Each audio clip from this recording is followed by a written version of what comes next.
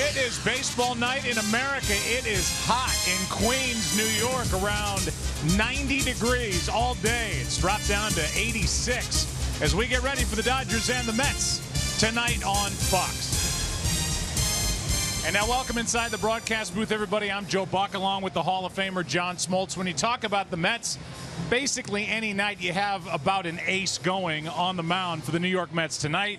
Their best, Noah Syndergaard gets the ball. Yeah, they do have a luxury of aces. It started with Harvey, then DeGrom, and now Syndergaard.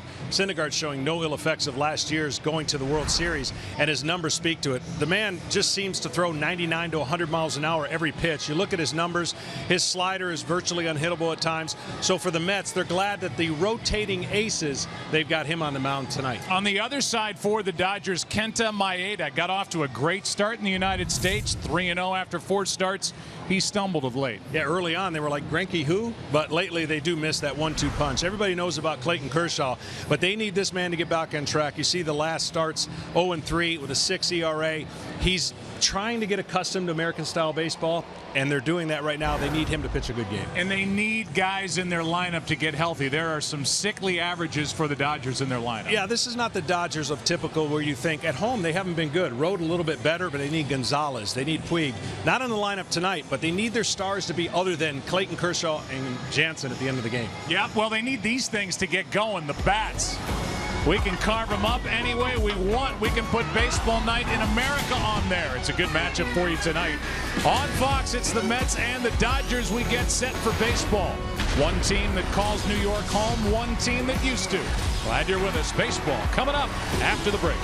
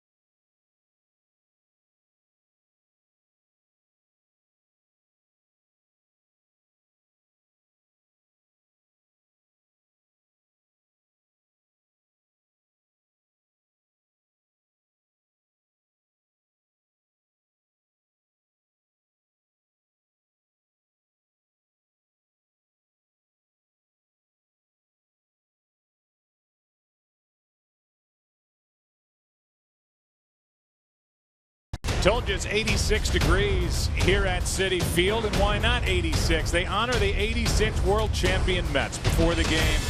A beautiful tribute, emotional at times. You saw the former manager Davey Johnson walk out. Keith Hernandez, Bobby Ojeda's here. Sandy Carter, the widow of Gary Carter, his son DJ. There's Ray Knight.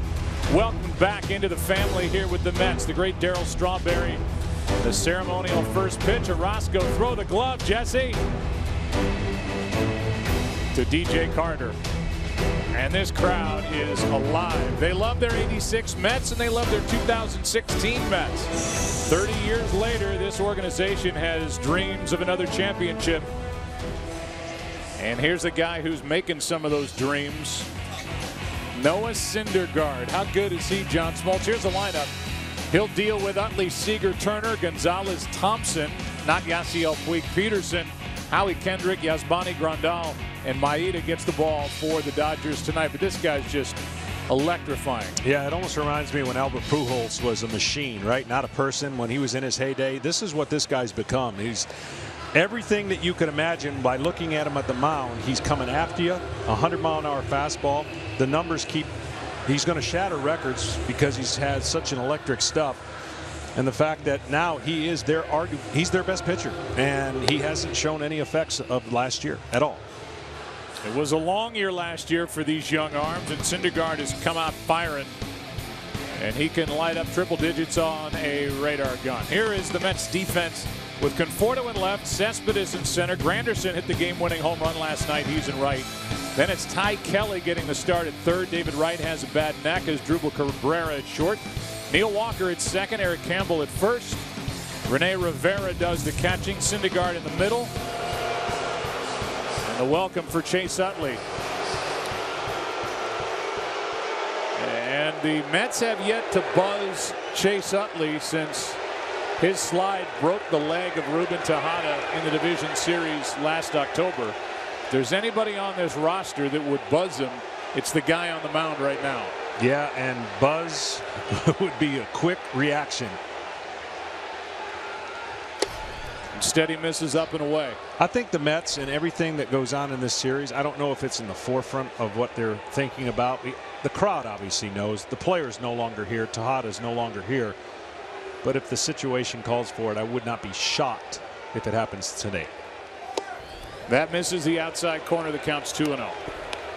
Meanwhile, Chase Utley, who is 37, is one of the lone bright spots in the lineup for the Dodgers. He's hitting .292. He's been an igniter at the top of this lineup. The first-year manager, David Roberts. There's a strike, and it's 2-1. Well, veteran player, plays the game. Everybody you talk to plays the game absolutely the right way, does Chase Utley. He still has a nitro zone down and in that inner quadrant of that sweet swing that a left-hander likes. Anything in there, doesn't matter how hard it is, he can move it. Wow. He's gone 99, 100, 100, 99. And obviously, it's really free and easy. This is not a guy that's grunting. This is not a guy that he's pitching as big as he is. Downhill. The slider to the left-hander you're going to see is way better than the slider to the right-hander. The back foot slider to a left-handed hitter. Got him looking one away. 100 for strikeout number 1. Well, this is the abbreviated windup. It looks like he's out of the stretch constantly, but he takes a little step back, has great balance over the mound, head still, not wasted motion, and he goes straight downhill with this fastball. Tremendous velocity, good location, and he doesn't walk anybody on the year. 48 times Noah Syndergaard has thrown a pitch at least 100 miles per hour this season. That includes the 2 to Utley. Here's Seager. He takes a strike. And that one had a wrinkle at the end of it. So a 48, as you look at this first pitch to Corey Seager, there's that good slider. All other pitchers across Major League Baseball have combined for 15 pitches at 100. Here's one into center, a base hit. And Seager is on, and he continues to stay hot. Been hitting .293 since the 3rd of May, and he's on with 1 out here in the first. Yeah, Seager, it's not out of possibility as you look at these fastballs, and by Noah Syndergaard and the rest of all Major League starters, it's not out of possibility that this man could win 2 awards, and I'm talking about Seager. Rookie of the Year, and he'll be in the running for the MVP if he continues to showcase that talent that they were so high on last year. I would say he's going to win Rookie of the Year. There's Justin Turner, 1 on, 1 out. Dodgers waiting for Turner to kick it into gear. Former Met takes a strike. Yeah, Turner certainly recovering from his injury. this offseason. He has not gotten locked in. Fastballs are typically his MO, and he has been late, and people have been beating him on fastballs. He has not been catching up, and his swing has not been at all grooved like it was last year. 1 on, 1 out, strike over the outside corner, and if there is a weakness to Syndergaard, while it has improved, holding runners close and avoiding the stolen base has been a problem. Absolutely, and that's the kryptonite. That's what they exposed, and he's been better. His time's getting better, but I would be, if I'm the Dodgers, I'm taking every chance I can to look for opportunities to run. They don't run a lot as a team. Syndergaard's thrown 7 straight strikes, and now 8. 2 down. And that's what I'm talking about right there. The leg kick and the timing of Turner's just off. I know we're talking about a 100-mile-an-hour fastball, but a guy who's a good fastball hitter can turn around anybody's fastball over the middle of the zone. And early on in the first inning, he's telling the Dodgers, my fastball is way better than you guys are ready for. Adrian Gonzalez digging his way in. He's hit just 4 home runs for the year, and since the end of April, only 1. And 223 since the 25th of the first month of the season. He's been bothered by a bad back, missed 4 games last week, so that has to factor in, but he is the man really this lineup revolves around for Dave Roberts. That's a ball. He's the kind of approach that could handle Noah Syndergaard's fastball. He doesn't overswing. He uses the power of the pitcher. He sprays it to all parts of the field. When he's going good, he's gap to gap. We know last year he started off in a hot fashion with home runs.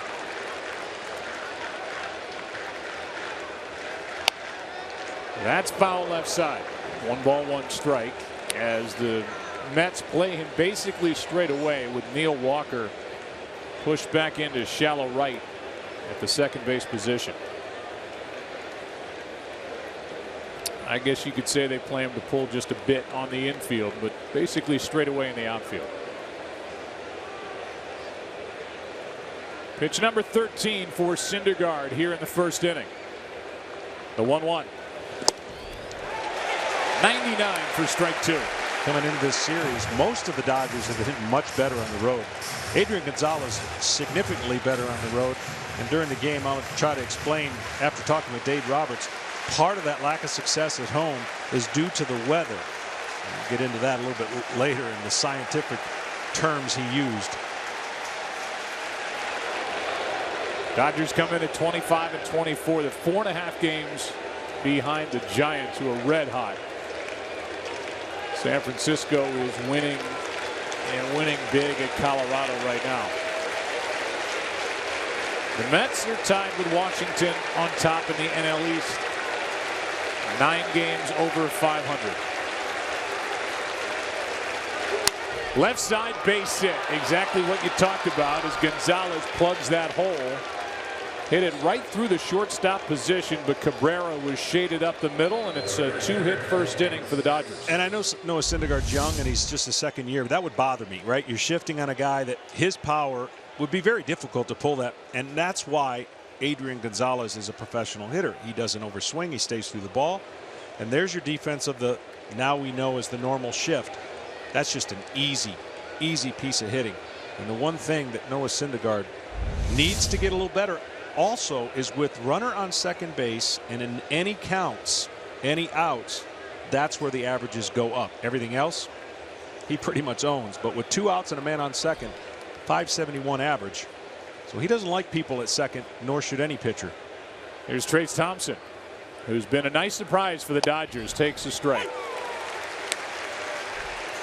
Were you surprised to see the infield pulled over around for Gonzalez to pull? Especially him. I mean, I know if you're gonna attack him with sliders and maybe curveballs, I get it, but it's pretty obvious in the first inning this man has been establishing his fastball, and that is the easiest way for Gonzalez to get a hit, not overswing and hit it the other way.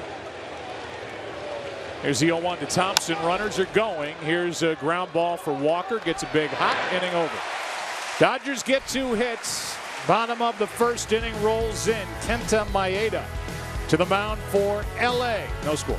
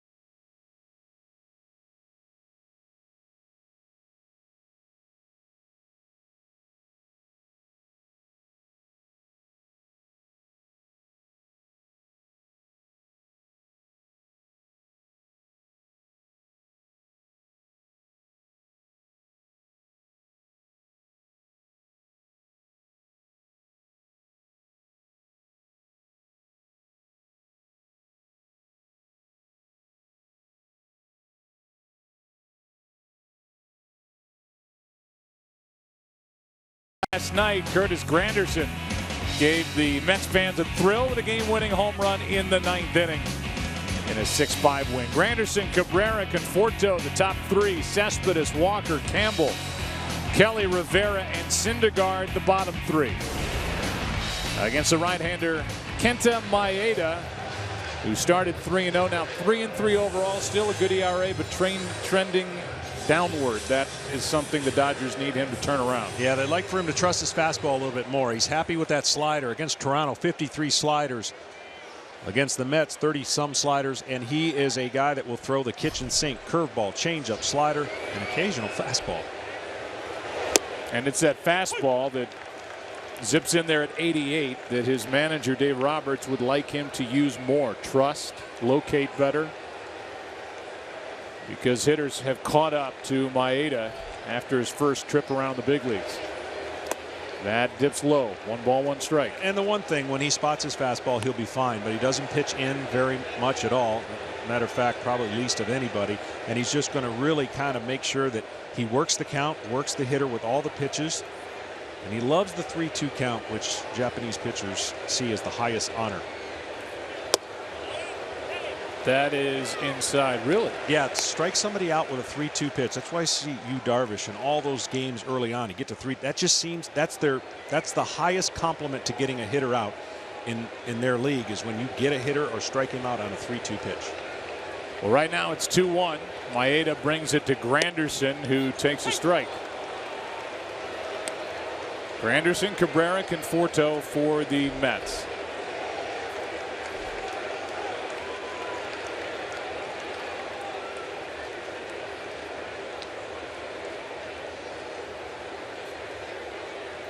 The 2-2. Check swing, didn't go. Full count. Maeda gets his wish.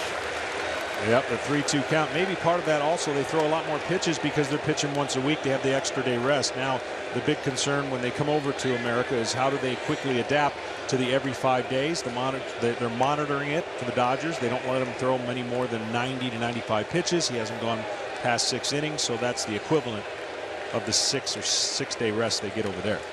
3-2 pitch. In the air off the end of the bat, right center for a base hit. And Granderson is on to start the night for the first place Mets. Keys to the game sponsored by the Lincoln Motor Company. Well, I think the Dodgers have to find a way to get on base like they did in the first inning, and then they got to find a way to make it tough and take some bases. And then the Mets got to find a way to score other than the home run. They have struggled with runners in scoring position. It's been a growing concern. They're dead last with runners in scoring position, both with less than 2 outs and with 2 outs. But they sure do hit a lot of home runs and a lot of solo home runs. That's how they produce their runs. With the long ball, 56% of the Mets runs have been scored with a home run. That is the most by a mile. It's on a pace to set a record. That's a broken back ground ball. Gonzalez can field his position. 3-6-3 double play. Cabrera, very aggressive hitter, and you could see right on the first pitch, Gonzalez didn't really have to do much. Just stay there, make a good throw. To show you how rare that 3-2 hit was for Granderson off of Kenta Maeda. They were hitting 0-63 going into that 3-2 count. You got to know he's aware of it if it's a big thing over there, that he takes pride in making those pitches he has to. But he will take a 1-pitch 2 for the price of 1. Conforto digs in. We saw that play by Adrian Gonzalez. We will visit with one of the best to ever play defensively at first base in the history of this game, the great Keith Hernandez, scheduled to sit with us in the 4th. We'll talk to Doc Gooden in the 3rd as part of the celebration of the Mets here. They celebrate the 1986 World Championship. That's off Maeda, and he's hurt. Down on a knee as Conforto is on. Turner chases it down, and they're going to have to look at the Dodgers starter. Hopefully it gets him in the hip, but this ball was squared up. A fastball out over the plate trying to be in. He didn't have a chance. He turns. And at least maybe that part is going to sting for a good portion. But you're just hoping to the back leg that it was high enough that it doesn't get into a muscle and actually just more on the hip.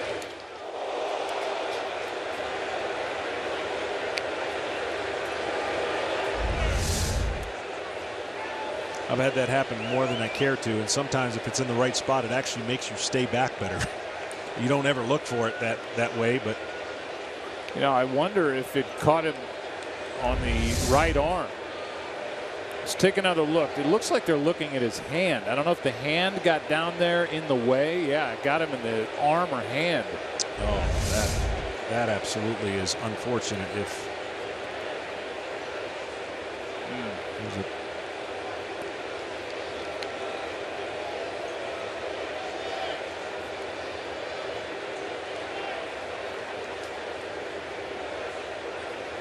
This was a Dodger team that started the year with 10 guys on the disabled list, trying to get healthy. Injuries have actually hit both these teams rather hard here of late. And somehow Maeda is going to try and continue, or at least throw a warm-up pitch and see if he can.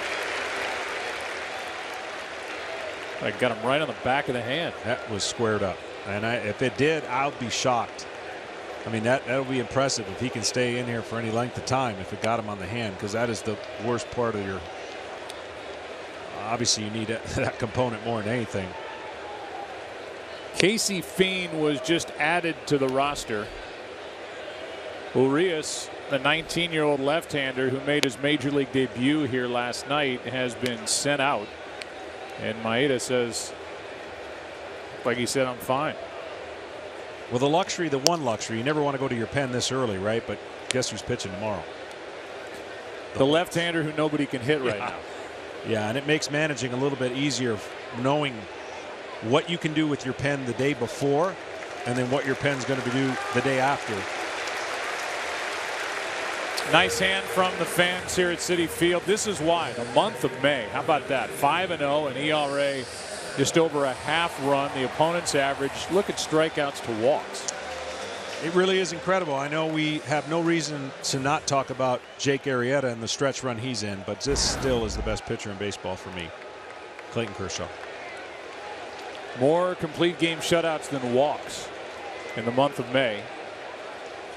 7-1 overall, ERA of under 1.5 is Cespedes, who is tied for the major league lead with his 15 home runs, stands in here in the bottom of the first. No score. And that drops in for a strike. Cespedes notorious for taking the first pitch, but you never want to assume. That's why the curveball was dropped in there. You'll see a lot of curveball first pitches. He has such command for that pitch. But Cespedes, when he does attack the first pitch, does damage. It's just a guessing game of when you think he's going to do that. Lays off that one outside, a ball and a strike.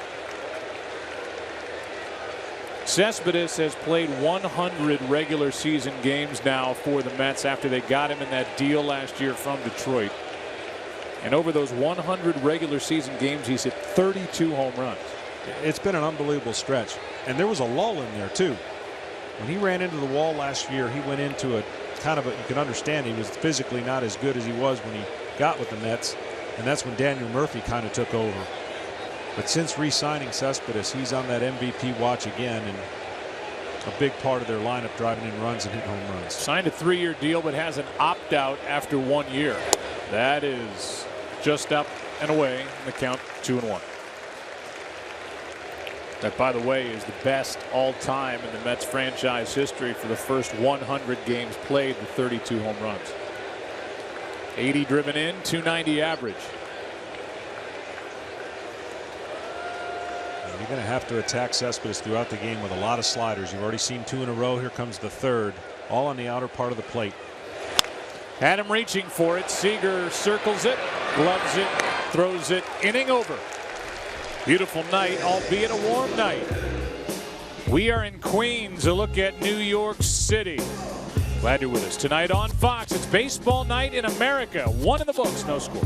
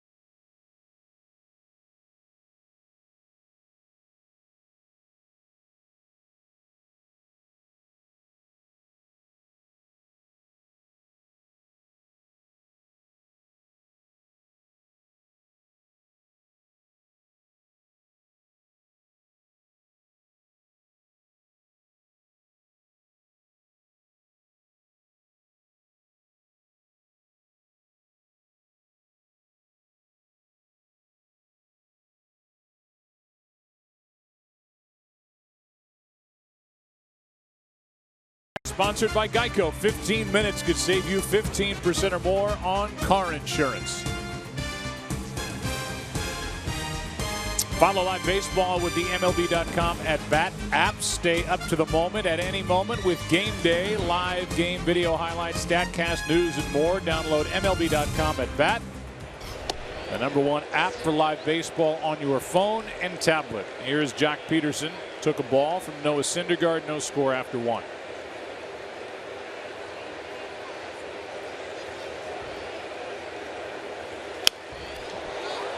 Fastball at 98, fouled away, strike 1. Jock Pederson, they're working, is Dave Roberts, with just the thought of playing the game of pepper. If you don't know what pepper is, you basically have 3 or 4 guys that throw you a ball not too far away, and you need to control the bat and hit the ball back to those guys that are throwing it to you. This started in Denver, in Colorado. Now, Jock Pederson last year, All-Star, got off to a great start, hit a lot of home runs, but a lot of swing and misses. The type of swing that he has doesn't allow him to make the right contact and control, and they want to teach him that you not to be afraid of getting beat with the fastball. The pepper game, which he does or is supposed to do every day, is supposed to help him make that transition and maybe help him get out of the funk he was late last year, where almost an automatic out. Here's a 1-2 from Syndergaard. Went around, struck him out. That's number 3 tonight for big number 34. Well, there's that slider I'm talking about to the left-hander. It's a downward slider that goes to the back foot. It's not as effective against right-handers, but because you have to get out and attack his fastball or feel like you don't want to get beat with it, that's why this pitch has such an unbelievable effect to left-handers. Batter will be Howie Kendrick, who's playing left field. And a foul back and out of play. Ken Rosenthal is with us. Kenny, we talked about Syndergaard, how he has gone to the top of the pecking order as far as the ace is concerned here with the Mets in their rotation, and he doesn't seem to have any hangover after that long postseason, long first year in the big leagues. That misses here to Kendrick. He doesn't, Joe, but we've seen how pitching that deep into the postseason has affected Matt Harvey and to a certain extent Jacob deGrom. And there are many in the industry who believe the bill is going to come due for Noah Syndergaard as well. He threw 65 2/3 more innings last year than he did the year before. And by today's standards, that's a fairly alarming jump. Now, I asked Mets GM Sandy Alderson about this, and he said that they're going to monitor Syndergaard as they monitor all of their other starting pitchers. It's possible at some point they could go to a 6-man rotation. Possible they could skip a start. Weak ground ball to the right side, hit by Kendrick, fielded by Walker, 2 out. And John, when we talked to Terry Collins, the manager of the Mets, he said Syndergaard is just a different breed. I mean, this is a big guy, 6'6", 242. He's got big legs. He uses his lower body to generate all that velocity. I mean, I just don't think you can have concrete rules for every pitcher that comes to the big league. Totally agree. There's so many tentacles to that discussion that's the reason I get always a little bit, well, my hair doesn't stand up anymore on my head, but that's the reason I get so bothered by it, because you can't fit everybody in the same box. I mean, this guy's mechanics is pretty good. If he struggles or has a lot of stress and then building that up, that's one thing. But to your point, I think you got to look at each case and look at it individually. I understand in theory what they're trying to do, and you can sneak that around the All-Star break. You can sneak that in a game when you're winning 7-0. You can monitor innings without coming out and saying, we're going to monitor innings. Counts 1 ball, 1 strike on Yasmani Grandal, who was hoping to have a bounce back year this year. He's sitting under 200. There is a strike at 99 over the outside part. And the count 1-2. Zach Wheeler is on his way back. Another good right-handed pitcher that they got out of the Giants organization, and they have him scheduled in for right after the All-Star break. He should help. 1-2 pitch, bounces in. There's that again, that slider. For the brief career, I look at numbers and I go, okay, some are going to work their way into a different position, as you see him trying to keep that circulation after getting hit there. But for his career against left-handed batters, 0-30 against the slider. That speaks about as nasty as it is. He misses with one up and away, and he's got a count of 3-2. And what's happened when he's had a 3-ball count? Okay, now I wouldn't believe this if you told me, but I looked at it. He has not given up one hit on any 3-ball count. Not one. 0 for 18 every time the count goes to 3 balls. That includes 3-0, 3-1, 3-2. That to me is amazing because that's backwards. Now there's some other numbers that, you know, again, they got to even out somewhere. This is amazing. It will continue as Walker out in shallow right makes the play, and we go to the bottom of the 2nd inning. Maeda back to work. No score. Dodgers Mets.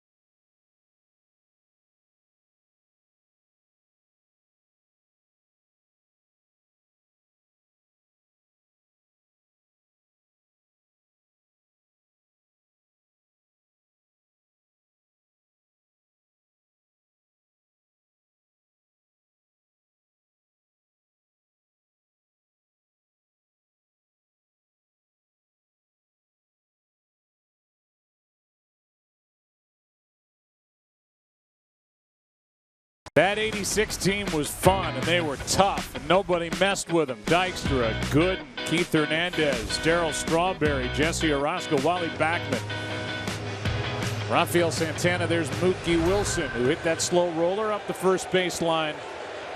And what was the game winner of Game 6 of that World Series? They went on to win Game 7. People forget they fell behind 3-0 early in that game. And we'll talk with Dwight Gooden next inning, and then Keith Hernandez in the 4th. Bottom of the 2nd, no score here. Neil Walker is first up. Got off to a great start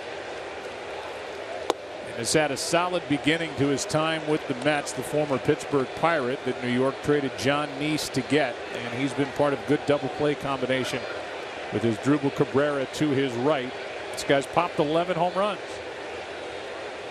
Here's a 1-0. 2-0. It's from the right side that he was way ahead of the curve and the pace that he normally in his career would hit. So good timing because Daniel Murphy within the division is absolutely raking for the Nationals. And the Mets haven't missed too much. Matter of fact, picked up a little defense with Walker. That's a strike on the outside corner. 2-1. It's Walker, then Eric Campbell, then Ty Kelly. Campbell playing at first base tonight, as the Mets have lost their first baseman Lucas Duda for at least a month and a half with a stress fracture in his back. Walker got under it. Seager drifts back. 1 away. So while Eric Campbell will walk to the plate, the Mets have added some help. And Ken Rosenthal, who'd they add? James Loney, Joe, and he was at AAA with the Padres, comes at virtually no cost. The Mets get him for cash considerations. The Tampa Bay Rays are paying virtually all of Loney's salary this year. And for the Mets lineup, which is strikeout prone, Loney is a contact guy who makes sense. He'll be probably part of a left-handed platoon. with Wilmer Flores being the right-handed half once Flores is activated. Yeah, he's been out with a hamstring strain, and he's on his way back playing in rehab games, so he's right around the corner. And Loney, as Kenny said, is more of a contact, not your typical power hitting first baseman. No, and I think he's going to help out just nicely based on that. They have plenty of home runs that they can hit. They need to find ways to make contact when there's runners on and people moving people around. So I know he's probably not the player he once was, but I think this kind of shot of energy for him to come to a team that's winning and a chance to compete, I think it's a great move and an asset for the Mets. Boy, you could tell that his face was superimposed onto the body of another Mets player in that picture. That is down and away. 1 ball, 2 strikes. Kenta's, his slider is a different slider. It's more, I'm watching a lot of film on it. It's not a big time swing and miss. It's more of a fly ball, just missed it. Like looking for the heater. Doesn't break huge. Right side, Utley makes the play, 2 out. And with the bases empty and Ty Kelly walking in, tonight's telecast is sponsored by Bud Light. Raise 1 to right now.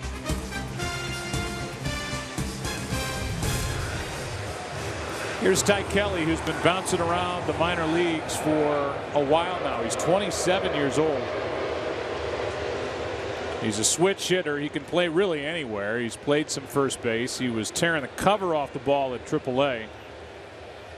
And with the injury that hit Duda, he gets a chance to join the big league roster, but who knows for how long after the addition of Loney and with Wilmer Flores on his way back as well. I'm going to say he gets his first career hit today. Okay. Going on a little late. Switch hitter waits and takes a rolling breaking ball up 2-0. It's a good matchup for him.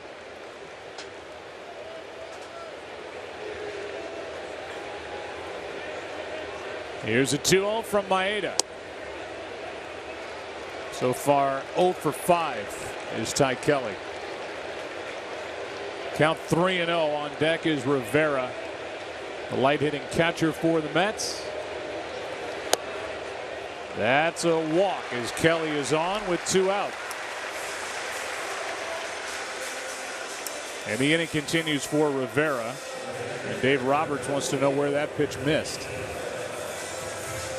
Well, from Maeda, he's been awfully good in his wins. In his 3 wins, he's only given up 1 run. But in his losses, it's obviously the other direction. So when he's on, he's on. And lately, he hasn't been that. He hasn't really pitched off the fastball and made enough pitches with his fastball to keep the hitters honest.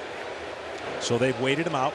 We talked to the manager, and Dave Robertson looks at the game of adjustments. The hitters now have learned to be patient. They all know he throws a lot of sliders. Wait him out, get the pitch you want, and now he has to readjust back to the hitters. First pitch to Rivera is a breaking ball down for ball 1. Rene Rivera gets the start tonight because he is the better throwing catcher of the 2. He and Kevin Plawecki are the 2 catchers, with Travis d'Arnaud just starting baseball activities after a strained rotator cuff, working his way back. But with Syndergaard on the mound, they wanted a better arm behind the plate. So Rivera is the one who gets the nod, and he's up on the count here 2-0. Yeah, those 2 positions that we're talking about, first base and catcher, have been a tough position offensively for the Mets. They've been getting their offense everywhere else, but those 2 positions, they would need an upgrade. And you would think that down the road they possibly could add that if d'Arnaud or somebody doesn't get hot. They could add a piece at I don't know, looking down towards Milwaukee, maybe just for a stretch, maybe. Okay. All right. Cherry pick their catcher. Okay. For the right price, the right pitcher.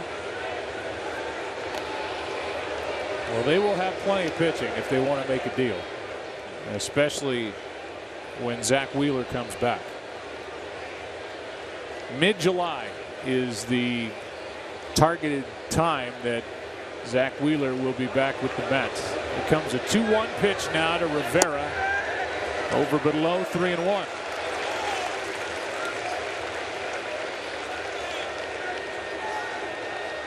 You're going to watch the I always watch when which way the umpire's head turns the most. And right now, I think it's going to be towards the Dodgers dugout. They've already not liked a couple calls that they thought might have been strikes. 3-1 pitch is in for strike 2. And even though the pitcher waits on deck, it's Syndergaard who has 2 hits this year. Both have left the park, and both came against Maeda, who's on the mound for the Dodgers right now on May 11th. Runner will go. 3-2 pitch. Fouled back. And the second one, I only chuckled because he had 2, 3, 4 attempts to get a bunt down. Didn't get it down, got the 2 strikes, and said, okay, this is really what I want to do, and hit a 3-run homer. But as a pitcher, you really are charged to get one thing down first, and that's the bunt. But I guess when you hit a home run, especially of that magnitude, it's all forgotten. He's pitched all year and hasn't gotten more than 5 runs, has Syndergaard. So he delivered all 4 runs in that game and got the win. And he's actually won 2 games where his team has only scored 2 runs or less. So that's an impressive early start to a season where he hasn't had a lot of runs to work with. Coming off a 3-1 win over Milwaukee in a 3-game sweep. Now Maeda steps off.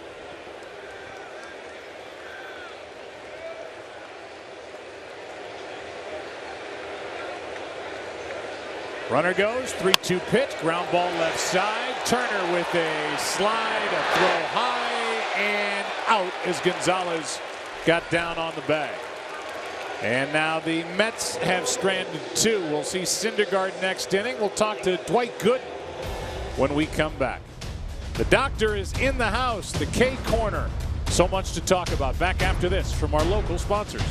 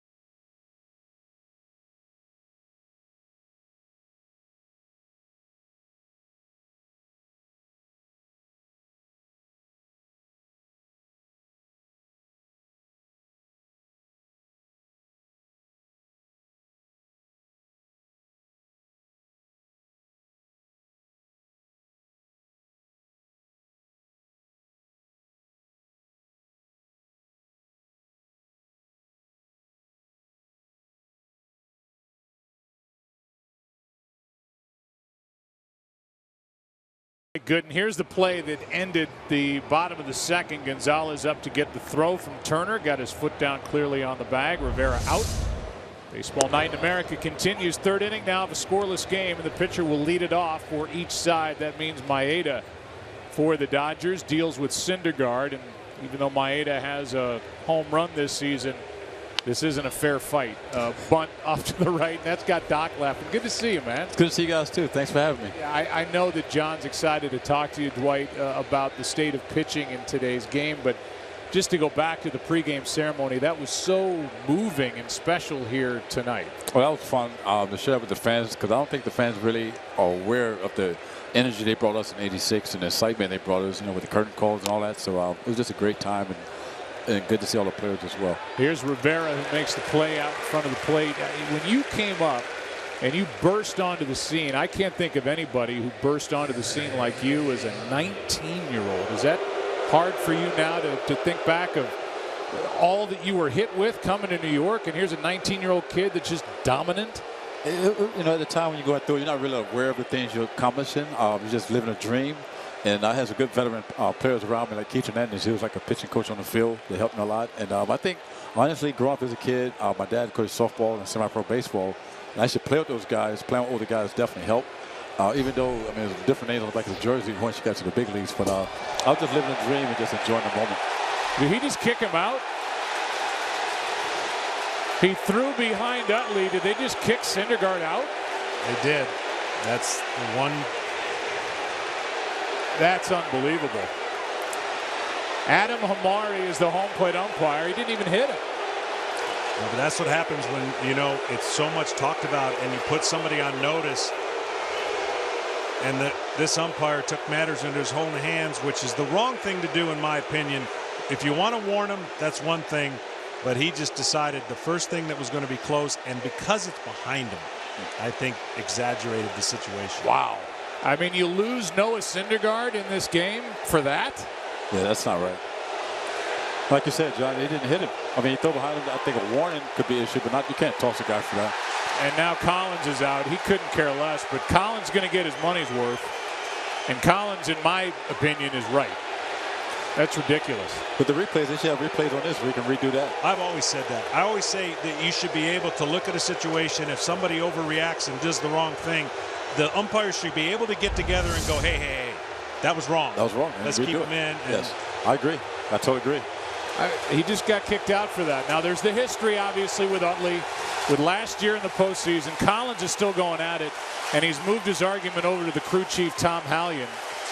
But in today's game, they've taken it away from the players, and they're, to some degree, okay. But when you're stepping in and basically forcing the hand here and kicking somebody out, you're overreaching here. And you know what you're doing, which no one thinks about as an umpire at the time? You just made it worse. So now it's going to happen again. And instead of it being over, instead of being the situation all done, put the warnings. They've now did exactly what you said, taken it out of the player's hand. The emotions are now at the highest they're going to be. And he made a poor judgment. He made a mistake. And unfortunately, that mistake is going to cost possibly the Mets a win. And unfortunately, I wish they could redo it. Yes. You've got paying fans in here on a special night for the Mets, and they get the bonus of watching Syndergaard pitch. Here's the history. Game 2, division series, the slide that forced a rule change. At first, it was a 2-game suspension that was overturned without even a hearing by Joe Torre during the offseason. They changed the rule. Okay, you're waiting for something. We talked about it first time. He throws behind him. You know who's not upset is Utley. He doesn't care. He didn't get hit. And now Syndergaard's out. Yeah, Utley's been around for a while. He took that like he's supposed to take it. And now, like you say, this is professional. Now you got a big crowd here to watch Syndergaard. And I know once I'm done the interview, I'm leaving after this, too. I can't stand watching myself. It's frustrating. And, John, you two guys, you're talking about it. That's something that should be handled between players, right? Yes, I think the pressure handled on the field, and like when we played, different things happen where one of your guys may get hit, and you might hit their number 3 or number 4 hitter, but it was expected. You didn't try to hurt a guy. You didn't hit him below the belt. Higher than the belt. You hit him in the thigh or something like that, and the game continued to play. Yeah, and I've been part of a situation like that. I probably hit the fewest guys of anybody in the history of 3,000 innings or more. I just didn't hit a lot of guys. And when I hit a guy to protect a teammate, no warning, he threw me out. And I threw the umpire out immediately after that, by the way. I said, no, you're out of the game. And I said, what you did is you just caused a brawl. You don't know it yet, but you just caused a brawl. It was over. Yes. The player didn't have a problem. He understood. This has happened now. We've talked about the Toronto situation. They waited to the last at bat, and then you saw what happened there, slide into second. But this right here is really unfortunate for the umpire to take that. You know they were on alert. You know they were told about it, but just warn them. Just warn the player, warn the team, keep them in the game. Continue the game, yes. Well, let's talk while right-hander gets loose. See who this is. It just came into the ball game. That's Verrett. Logan Verrett takes over, but I mean that is a hot dugout right now for the Mets, and they have every reason to be upset. And Syndergaard, these fans don't get to see him pitch. But let's talk about 86. That team was so fun to watch from a distance, Doc. And you talked about Keith Hernandez. When he came to this organization, the New York Mets, you had a leader on the field and a guy who really handled his business over there. And I'm glad to hear you say that, because we're going to talk to him in a minute. He was like a coach for you on the field. Oh, Keith was great. And the thing I admire most about Keith, even if he was struggling, wasn't doing well, he still was on top of the guys. If the guy was on deck, he was telling what the pitcher had. If I was on the mound, he was telling about different guys you pitch around, about certain situations. He was always into the game. So like you said, he was like a hitting coach on the field, and like my second pitching coach, Mel Stottlemyre. I know you want to talk to Doc about, all this conversation about pitch count, innings count, young guys. And when you think about the way you came into the big leagues, your second year was over 270 innings pitched. Yes, I had my second year. I had 16 complete games, 8 shutouts. And you didn't think so much about pitch count. Right. You felt good, because I think these guys get caught up, in my opinion, they get caught up so much in pitch counts where, and John, there's a difference with throwing 80 pitches in 3 innings opposed to throwing 80 pitches in 7 or 8 innings. It's totally different, but they're caught on, 100 pitches. Got to get 7 innings in. They already have the bullpen up no matter how you're throwing. I don't understand. I just don't get it. And you did it with 2 pitches, two fantastic pitches. I got to ask you, there's a story I heard, and see if you can verify or not. Game in Houston, you like to get there early. You walk to the park and jump the fence to try to get in? It's a true story. What happened was my rookie year. It was my first big league start. My parents was there. It was a night game, and I was so nervous. Well, I had lunch with my parents, and then the bus wasn't until 5 o'clock. It was about 3 o'clock, and I just ran out of patience. So I asked concierge, how do you get to the ballpark? And he told me it was about a 2-mile walk. I walked to the Astrodome. First time there, I didn't know how to get in, so I jumped the fence, like an 8-foot fence, climbed the fence. Obviously, security came. I told him I was pitching tonight. He said, if you're pitching tonight, I own the club. So I showed him my ID, called upstairs, and all that stuff. And then about 30 minutes later, they let me in. But I've never been so nervous in my life. But it's a true story. Well, there's plenty of emotion now, both on the field, in that dugout, and I guess you could add in the seats as Verrett throws a strike. 1 ball, 1 strike on Utley, who had that first pitch go behind him from Syndergaard. And that was the end of the night for Noah Syndergaard. Well, that's one way to limit his innings and his pitches. Yeah, you're right. That comes with an assist from Adam Hamari, the home plate umpire. Well, Doc was indirectly part of one of my greatest learning life lessons in pitching at Shea Stadium. I decided I was going to pitch like Tom Glavine. And what I mean is I was not going to exert. I wasn't going to sweat. I was going to paint. This one's painted over the outside corner, and Utley strikes out. The crowd's going to be at an all-time level right now as you look at a great pitch on the outside part of the plate that freezes Utley. But I decided that's what I was going to be. I was tired of working so hard. I was tired of trying to get effort that wasn't matching the results. Doc went 3 for 3 off me and hit a home run that day and knocked me out in the 6th inning. He could hit. And and as I came in, Glav goes, hey, how'd that work for you? I said, I'll never try to pitch like you again. No. Here is Seager, strike 1. You just get lucky. You swing it hard, and you're facing a guy like this anyway. And you know it's going to be a challenge, and you don't have much to work with. You can't give up any runs, and like you say, you just but you could hit. It was one, and I'll never forget it. There was such an athletic move that you made on the mound. I was just watching some of the highlights. I mean, it was legs, it was arms, and you had that look before you started. I mean, you put everything you had, it seemed like, into every pitch you threw. I did. My dad taught me at a young age about pitching, and I wish before he passed away I could ask him where did he get his knowledge from, because he taught me about pitching, and my nephew, Gary Sheffield, he taught him about hitting. And I'll tell you a quick story about Gary if we have time, but he taught me about balance and all these different things, and I just put it all together with mechanics.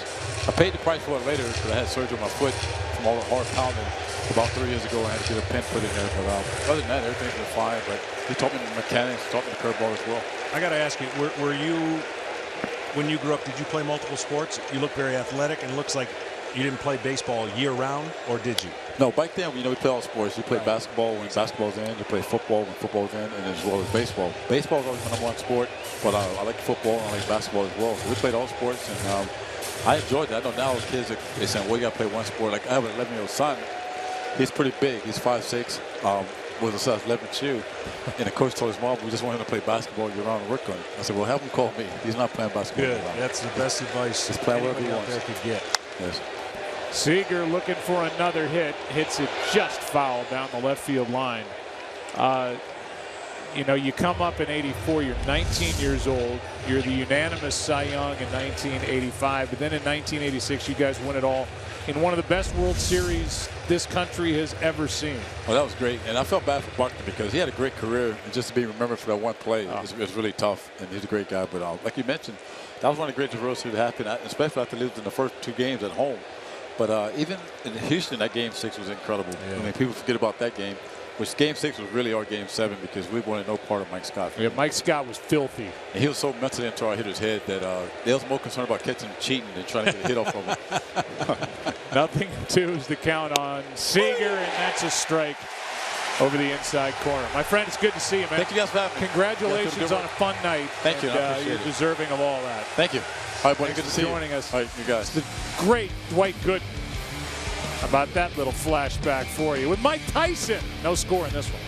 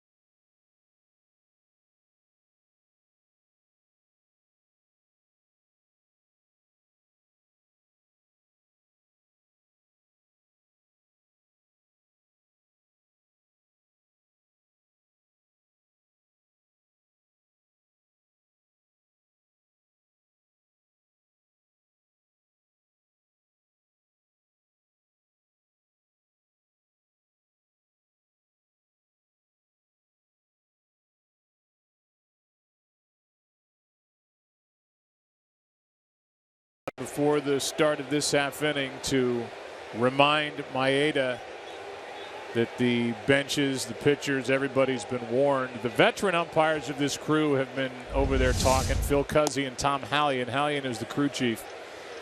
But this was all the home plate umpire. If you're just joining us, it did happen. Chase Utley, who had the run in literally as Verrett gets the at bat here with Ruben Tejada last year during Game 2 of the Division Series, had a pitch thrown behind him by Noah Syndergaard. If nothing happens there, you feel like it's all over. Everybody moves on.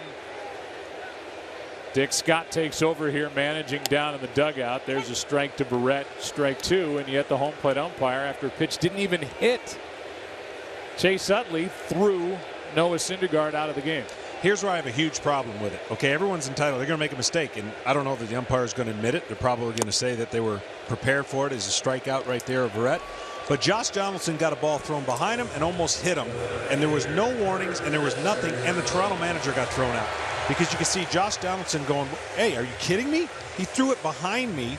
And so in this scenario, I think obviously Noah Syndergaard could have done a better job. If he had to do it all over again, you try to make it a little bit better. But what that tells me, had he hit him, he would have been thrown out either way. Because he can't tell me that throwing behind him is worse than actually hitting him.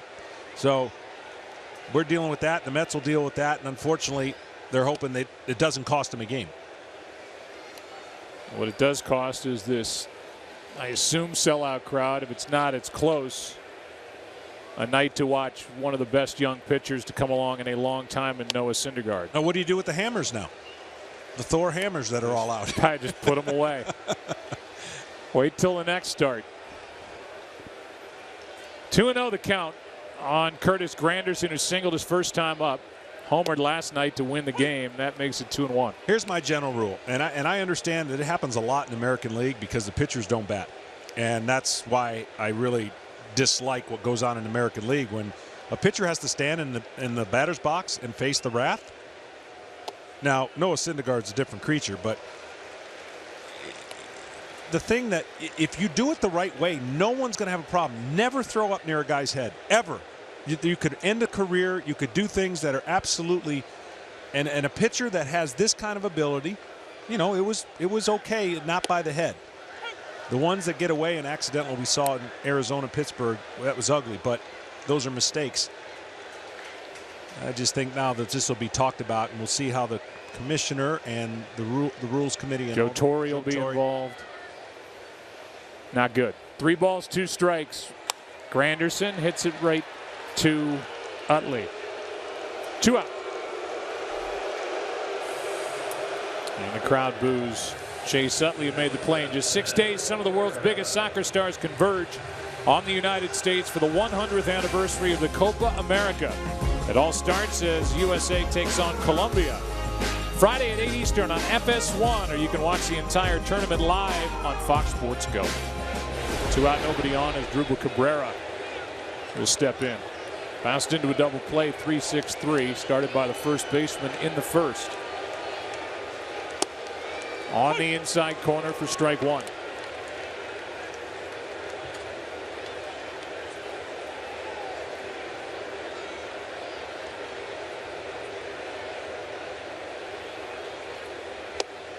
That's outside. In case you're scoring at home, Utley is 2-0. He broke up the double play last year in the division series, and now because of his presence here tonight, the ace of the Mets is thrown out of the game. Yeah, I mean, it's he knew it, what was going to happen or potentially could happen. Utley takes care of Cabrera. 4th inning rolls in a scoreless game. Interesting game here in Queens. Dodgers and Mets.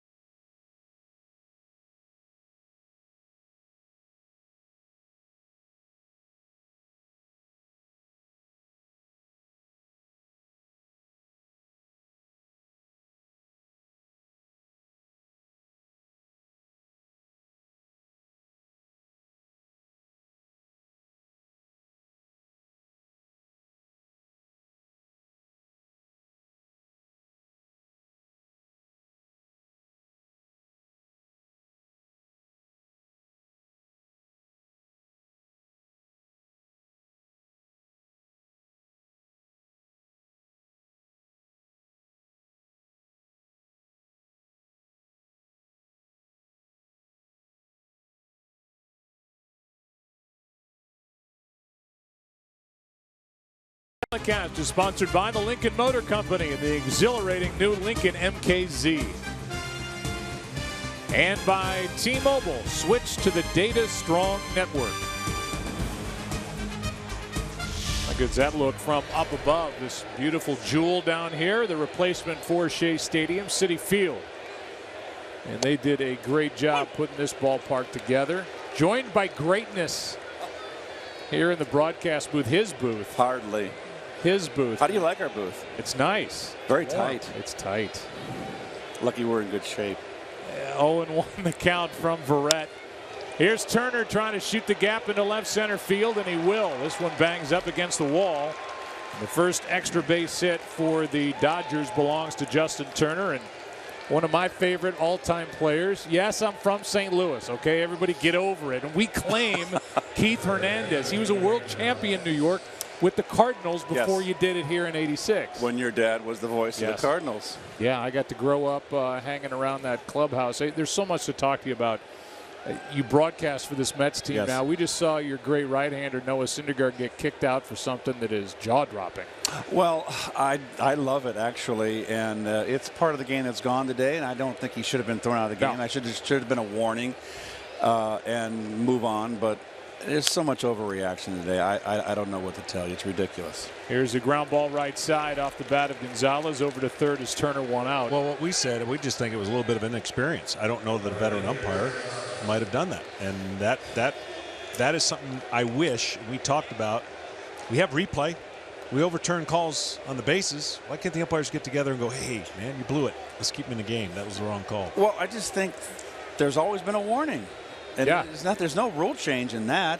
Okay, I do believe, it's my opinion, I could be wrong, that Syndergaard probably was a purpose pitch. And, you warn them, and that's it. Both benches are warned, whatever, and you move on. Here's a runner at third with one out in the inning, and the batter is Trace Thompson, who's been a really good hitting young player for the Dodgers. The rookie takes a strike. Talking about that '86 team, I was watching your face, Keith, during that pregame ceremony, which was great. And your face lit up more when Ray Knight walked out from behind that center field wall than when anybody else walked out there. That was a great moment for this organization. Well, I played against Ray Knight when I was 18 years old in the Florida State League, my first year in professional ball. And I was in St. Pete, and Ray was in Tampa. And Ray, I've known Ray. We played against each other in AAA and in the big leagues. And he was a very big part of our ball club. He hit 7th in our lineup. It had to have a 7th spot is a veteran has to hit there.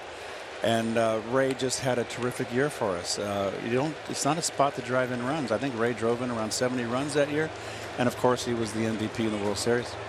That great World Series that ended in 7. And while everybody focuses on Game 6, really, of the NLCS and the World Series, you guys fell behind 3-0 in Game 7 of the World Series. And you got the Mets going in the 6th inning, driving in 2. Well, Joe, you remember it was the same thing that happened in '82 with the Cardinals in Game 7, where we were behind, and I had to face Bob McClure for the Brewers in basically the same situation, and I got a base hit. And I'm sitting there in the on-deck circle, and I'm going, oh my gosh, here I am again. I got to do it again. And I didn't have a great World Series. I did not like playing in Fenway for some reason. It was freezing. I never got really comfortable the entire series, and that was kind of the redeemer hit for me in that series. Here is one back to Verrett. He's got the runner hung up. That's Turner. And it's well handled by the Mets. Tagged out is Turner. At first is Thompson. 2 down in a scoreless game. That's a good play by Verrett. This crowd is acting like it's Game 7 right now. They're amped up after what happened. And any play that now gets a very athletic play by Verrett, by the way, and just making sure that the run doesn't score. Well executed. It's George Kissel rundown right there. Joe Buck. Yeah, the minimum amount of throws. Although they did run him toward the plate. That wouldn't have made him hit. No, it wouldn't have. He's a perfectionist, George. Longtime minor league instructor for the St. Louis Cardinals is who Keith is referencing. Now Jock Pederson stands in, runner at first with 2 down. A couple things I want to get to if we have time, and I'm sure we won't because that's the way these things go. Pederson struck out his first time. That was against Syndergaard. And the crowd will say, well, why not throw him out for that? It was right under his chin. Anyway, your swing. your swing is known as one of the best left-handed swings to come along in a long time. I think that's still true to this day. Where'd you learn your swing? Your dad? Of course. My dad taught us how to. We had a sawed-off Little League bat in our hands. My brother was also played pro ball. Was an All-American at Cal. And he taught us how to hit when we were young. When he threw tennis balls beginning in front of the garage door. And basically his thing was I was a very rhythmic hitter. Oh, it was beautiful to watch. And that's how I hit. It was like on a seesaw. That's how I always felt when I hit. When I was in a groove, I was just like on a swing. And, you know, I got to give all the credit to my father.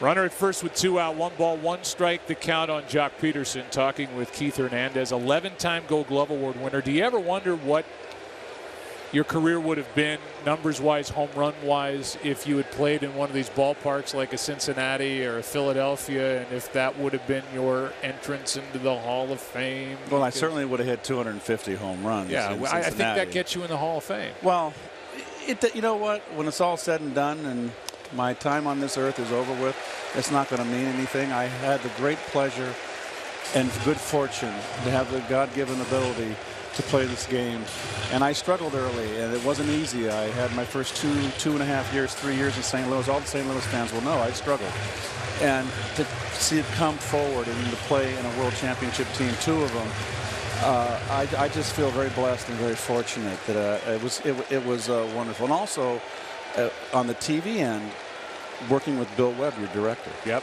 the best. He's down there in the truck. He's smiling down there right now. And he says whatever he says for the center field camera right now. Bill, take it, center field.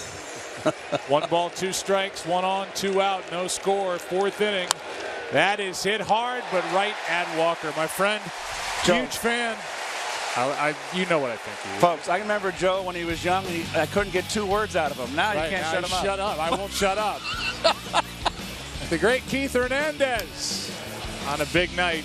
Did you tell Orozco you were going to fight, by the way, real quick? I did. Okay, I'll get into that. But it was a joke. No score after 3.5.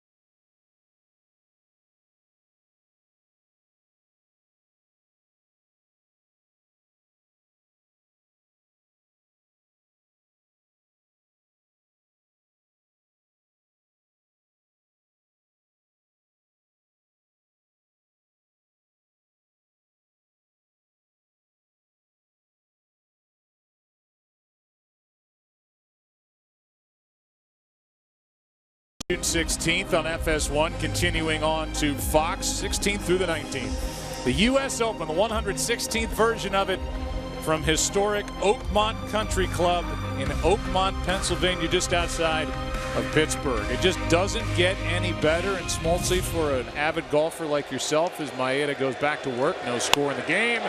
Is this foul? The answer is yes, off the bat of Conforto. Strike 1. I was just there at Oakmont. If the U.S. Open were totally honest with you, and this is the 9th time the Open's been there, they'd tell you Oakmont is the quintessential U.S. Open golf course. Yeah, keep it there. It's unbelievable. It's in my top 2. It rotates between 1 and 2 just about every time I try to come up with a top 5. Fantastic golf course. That is outside to Conforto. What's the other one? Cypress? No. There's so many. I mean, you know, you start thinking about where the opens are played, Medina, and yeah, of course Augusta is flirting in there too. So. Yeah, that's not bad. Here comes a 1-1 pitch to Conforto. Up and in. I just, as I said, had a chance to be there. There's another one inside, and they say, why don't you kick their guy out? After Syndergaard was ejected in the third. Obviously not close. The count 2-1. Oakmont is ready for the Open right now. If they started it tomorrow, it's ready. The greens are perfect. The rough is long. The fairways are narrow. And I don't know how you go into this next U.S. Open not counting Jason Day as the favorite. Absolutely. I mean, it's just been fun to watch the evolution of Jason Day. As any athlete that goes through their career and progresses to a point where now the best. Got under it. Conforto did. Left field. It slices and caught by Howie Kendrick. 1 out. What I love about the Open is when you get a chance to watch it and you see the humility of what golfers don't typically go through on a day-to-day basis. They're so good, right? But it starts bringing common people to going, that's what I do. That's, I'm capable of that. And then it just drives you outdoors to want to play golf as soon as it's over. It's a great event, and hope the weather cooperates because the course is fantastic. Well, it's good to see Maeda able to just continue after he got a line drive off his hand back in the first inning. Off the bat of Conforto. And here he is with Cespedes. A breaking ball is in for strike 1. Yoenis grounded out his first time.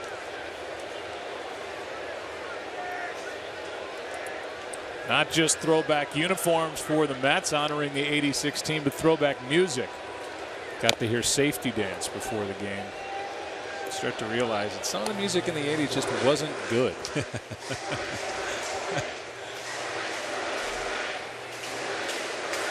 You can leave your friend behind.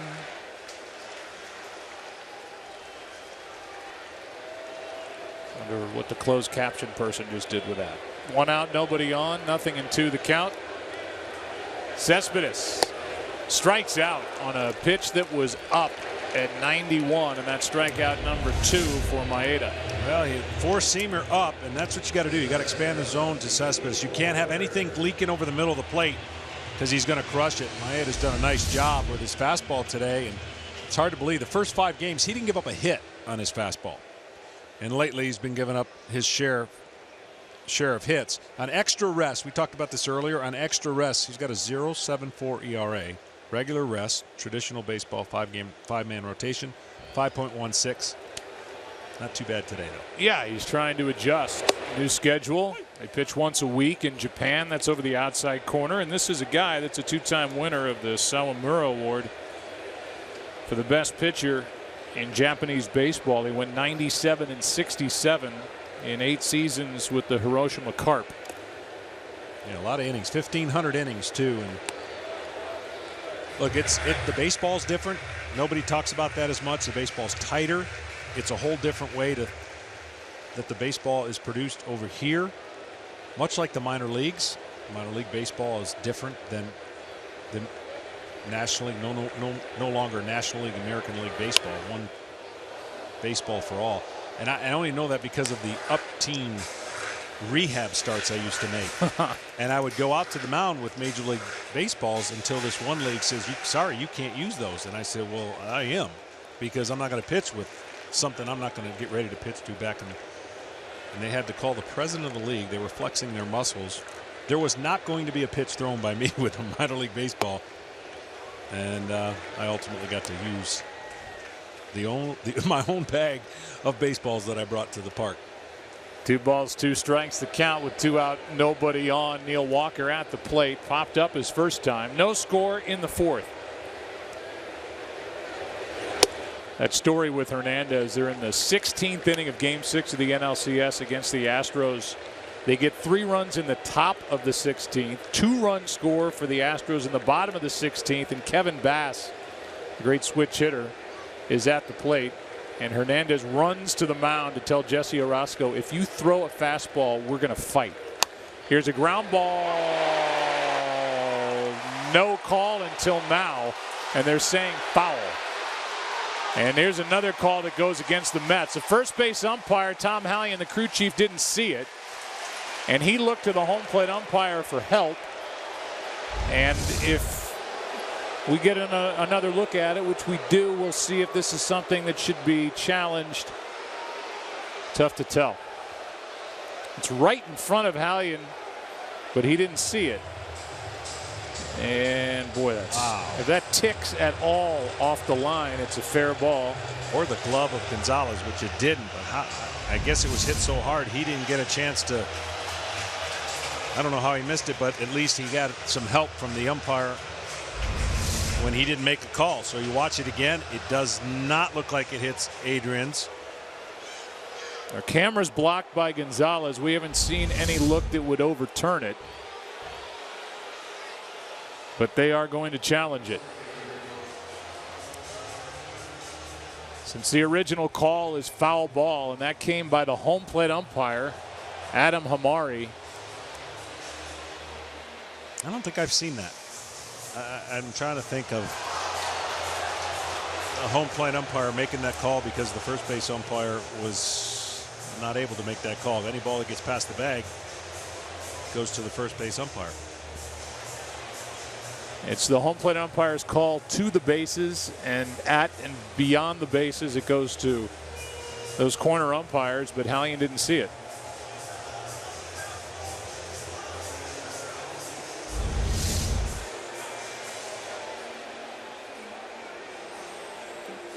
Yeah, until we see another view, I don't know if they can overturn it.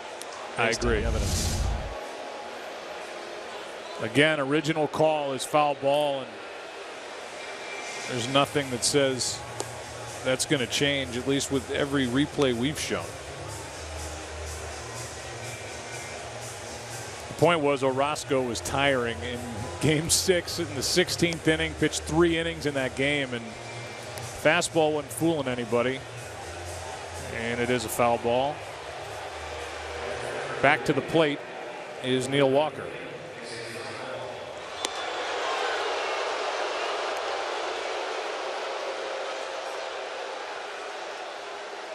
So Hernandez beat Gary Carter to the mound and said, if you throw a fastball here, we're going to fight. Slider struck him out. A great pitch by Orozco. And the game was over. And as you heard Doc Gooden say, the Mets wanted no part of Mike Scott, who was going to get the ball in game 7 if it got there. 2 out, nobody on. 3-2 pitch from Maeda. Walker's on with the second walk handed out by the Dodger right-hander tonight.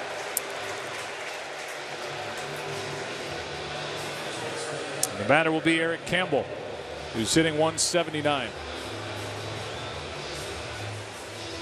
And this is where the bottom of the lineup for the Mets gets a little lean. And now you don't have Syndergaard, who, at least off of the Dodgers starting pitcher, 2 home runs. The rest of them doesn't have a hit.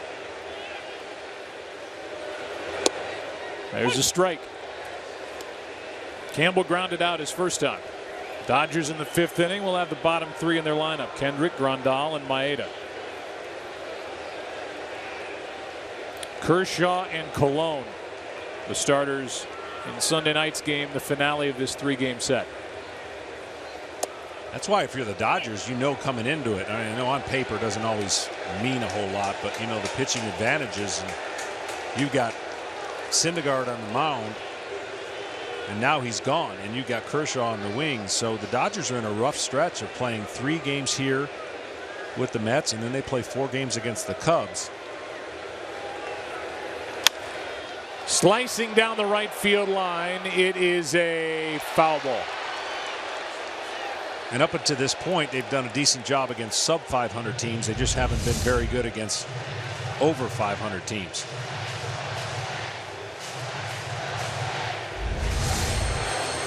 Not a lot of room down there. The ball found the warning track and eluded the glove of Trace Thompson, whose brother Clay is getting ready for game 6. Is that tonight or tomorrow? That's tonight.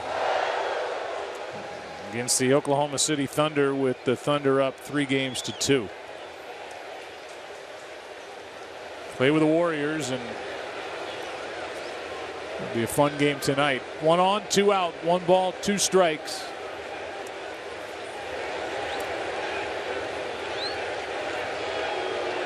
Check on Walker.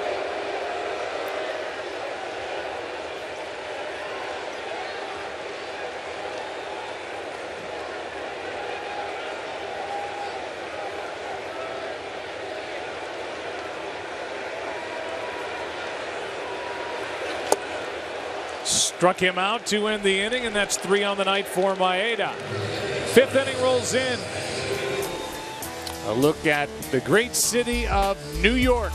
Good game. Dodgers Mets, no score after 4.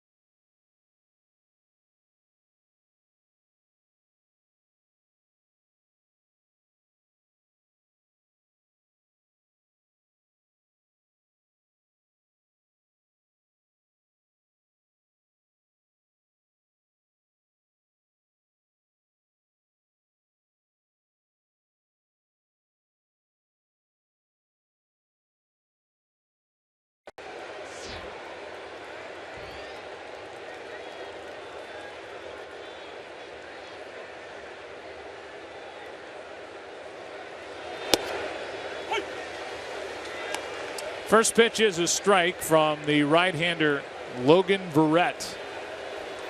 Howie Kendrick first up. He grounded out his first time. No score, 5th inning. Good pitching, but it's not Syndergaard anymore. He got ejected in the 3rd, went 2 1/3, allowed 2 hits while he was in there, struck out 3. He threw behind Chase Utley in the 3rd inning and was immediately ejected by the home plate umpire, Adam Hamari. Here's a ground ball to 3rd. Kendrick is 0 for 2, and for those who are just joining us, here it is. This pitch, after the history with Utley in the slide against Tejada last year in the playoffs, right away without a warning, Syndergaard is thrown out of the game, and eventually Terry Collins was thrown out. There's been some discussion on this. When you come to the Blue Jays and the history of the Blue Jays and the Rangers, that goes back to last year's playoffs as well.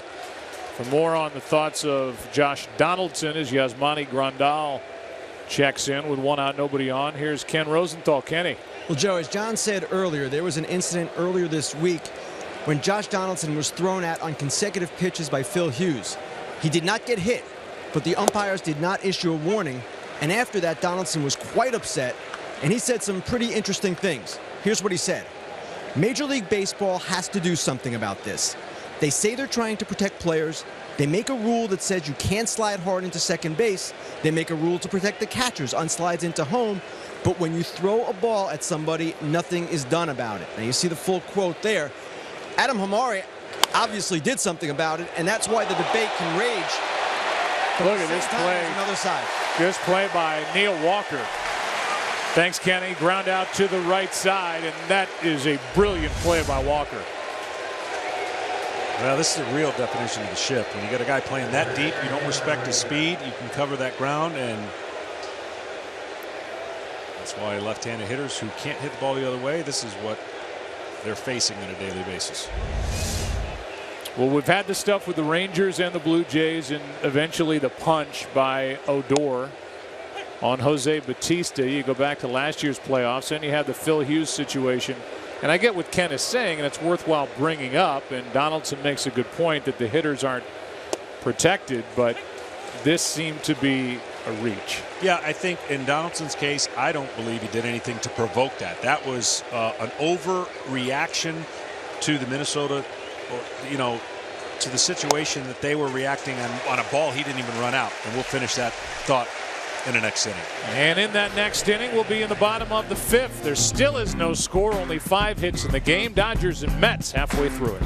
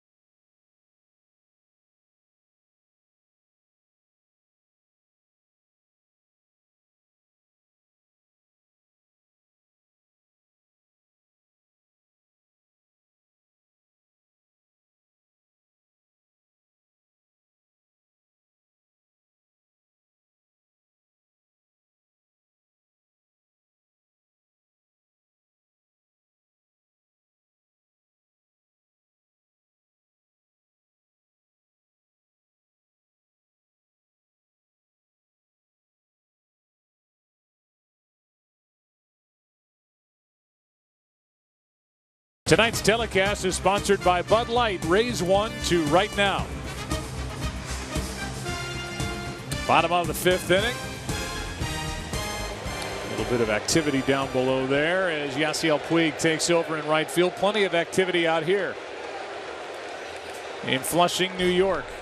Here is Ty Kelly leading off. So it's Puig in right. Thompson is out. Don't know if he hurt himself going for that foul ball down the right field line in the 4th inning or not, but he is replaced by Puig, and Kelly takes a ball up and away from Maeda, who, since he got hit by a line drive off the bat of Conforto in the first inning, the Mets have gone 0 for 10 with 2 walks against the right-hander. Left-hander getting ready for the Dodgers as the count goes to 2-0. Yeah, pitch count is a modest 66, so you know that they're not going to take much chances with him after getting hit. They're thrilled he's taken them this far. That's ball 3, 3-0. Well, to finish that thought from the previous inning, I think the biggest thing is then we're leaving the umpires to totally determine intent and not understand going in when it's a high intensity situation that everybody has been talking about, everyone knows. You know the umpires have been put on alert. In the case with Josh Donaldson, I thought that was an abuse the wrong way of saying, hey, this was 2 in a row. if there was ever a case of 2 in a row, then making a decision, you got to at least warn somebody, and that's Josh Donaldson's 100% right. Kelly hits one hopper to Seager, who gets the out. Good play. One down to start the bottom of the 5th inning. Check the tape, and it wasn't the play down the right field line as Rivera walks in. It may have been this swing by Trace Thompson. And a little tweak of the back. So he is out for the rest of the night at least. And we get to see Yasiel Puig right now. Rene Rivera.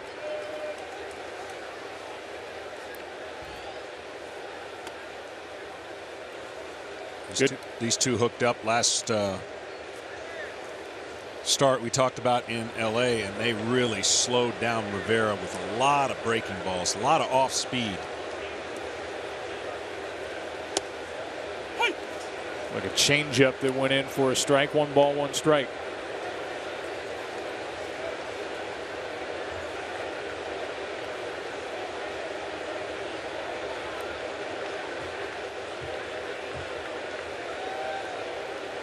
Maeda brings it. Rivera gets it in the air to left. Back to get it. Kendrick.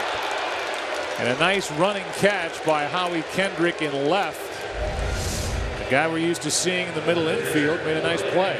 Yeah, they need his bat, and they put him out in left field. He's adjusting accordingly. Pretty good athlete. But the Dodgers take a lot of their information, and they pretty much plot every defender and where they need to be and have the information spit out to where they have quadrants and points of where they expect their defenders to play and pitchers to pitch.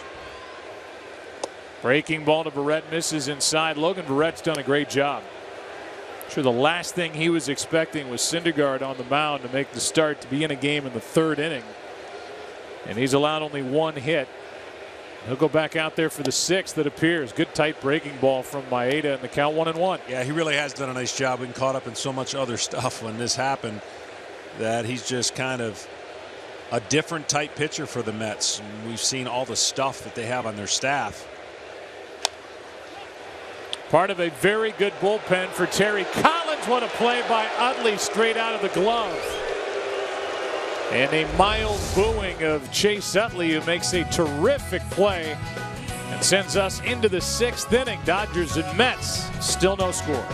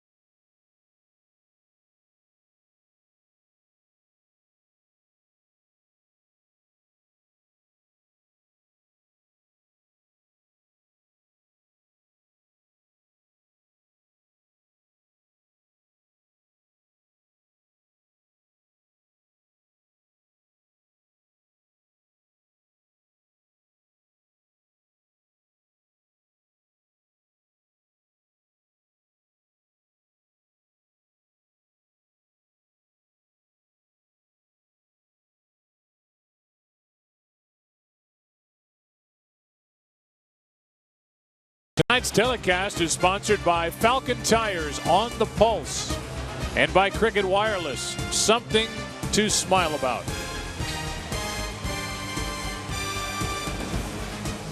Sixth inning rolls in. It all starts here. The 2016 Major League Baseball Draft coverage begins at 6 Eastern Thursday, June 9th on MLB Network and MLB.com. Here's Chase Utley. It's been the story. Every at bat. Just made a good defensive play to end the fifth. Syndergaard threw a pitch behind him in the third inning. That got Syndergaard ejected. Eventually, Verrett came in and struck him out.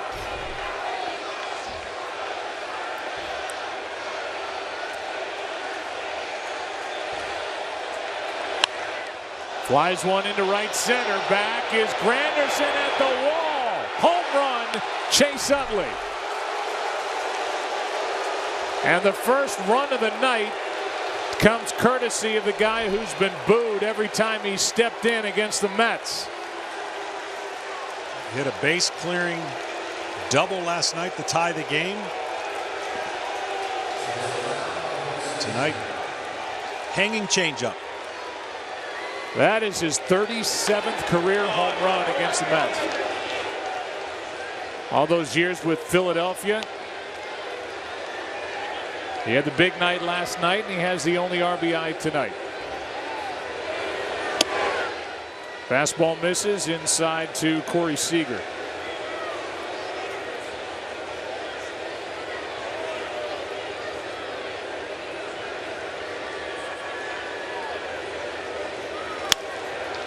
Sounded like he may have broken his bat. Fly ball into left. Seager is 1 for 3.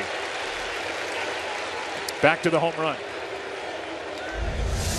First pitch, tried to get it away. See the hanging spin rotation. Utley done that so many times. The Dodgers front office, as Kershaw celebrates in the dugout, they deserve credit. The Dodgers did not pick up a contract option that Chase Utley had, so they cut him loose, then re-signed him. Gave him a one-year deal, and he has been one of the few guys that's been hot in this lineup and a big threat. No matter where the Dodgers have gone. Here's Turner, flies one into right. Easy for Granderson. Out number 2.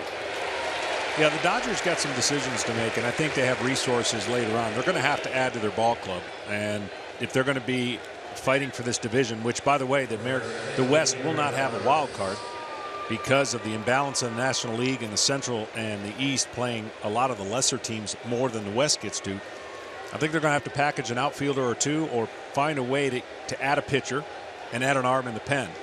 Now, their job, the Dodgers and Dave Roberts, is to be as close as possible to let the general manager and his team work that out.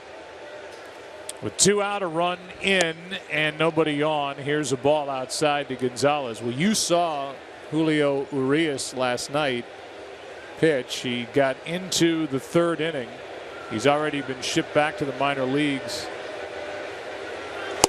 I watched the game on television. It looked like you can see why, even though the numbers aren't great, you can see flashes of why this guy is so highly thought of. Yeah, very athletic delivery, and his lower half works with his upper half, and he's very poised. I mean, 19 is 19. And here's Gonzalez, pretty well hit into left. Back is Conforto. It's over his head, up against the wall, and a 2-out double for Adrian Gonzalez. He's 2 for 3. I like the action on his pitches. I thought there was a lot of close pitches he didn't get called that he's probably used to getting in the AAA league, but he's going to be back up and he's going to be very good. I know they're going to have to use him out of the bullpen because of innings limits. And here's the classic Gonzalez. Maybe he's heating up for the Dodgers, going the other way, not trying to do too much, staying inside the baseball. He doesn't have to hit a ton of home runs, but if he goes gap to gap, that's the extra bases the Dodgers could use. He's at second with 2 out. The batter will be Yasiel Puig as Antonio Bastardo, the left-hander, gets loose. First at bat for Puig. It's been an eventful week for Yasiel. He got off to a good start this season, but he's fallen back into some of those bad habits. of chasing pitches out of the strike zone. He does not offer it that first pitch that was taken for ball 1. Well, he'd be aggressive on this pitch. I've rarely seen him take 2 in a row, but he is coming in to replace somebody. That's too far inside. 2-0. Puig was pulled from a game on Tuesday against the Reds. Didn't play on Wednesday.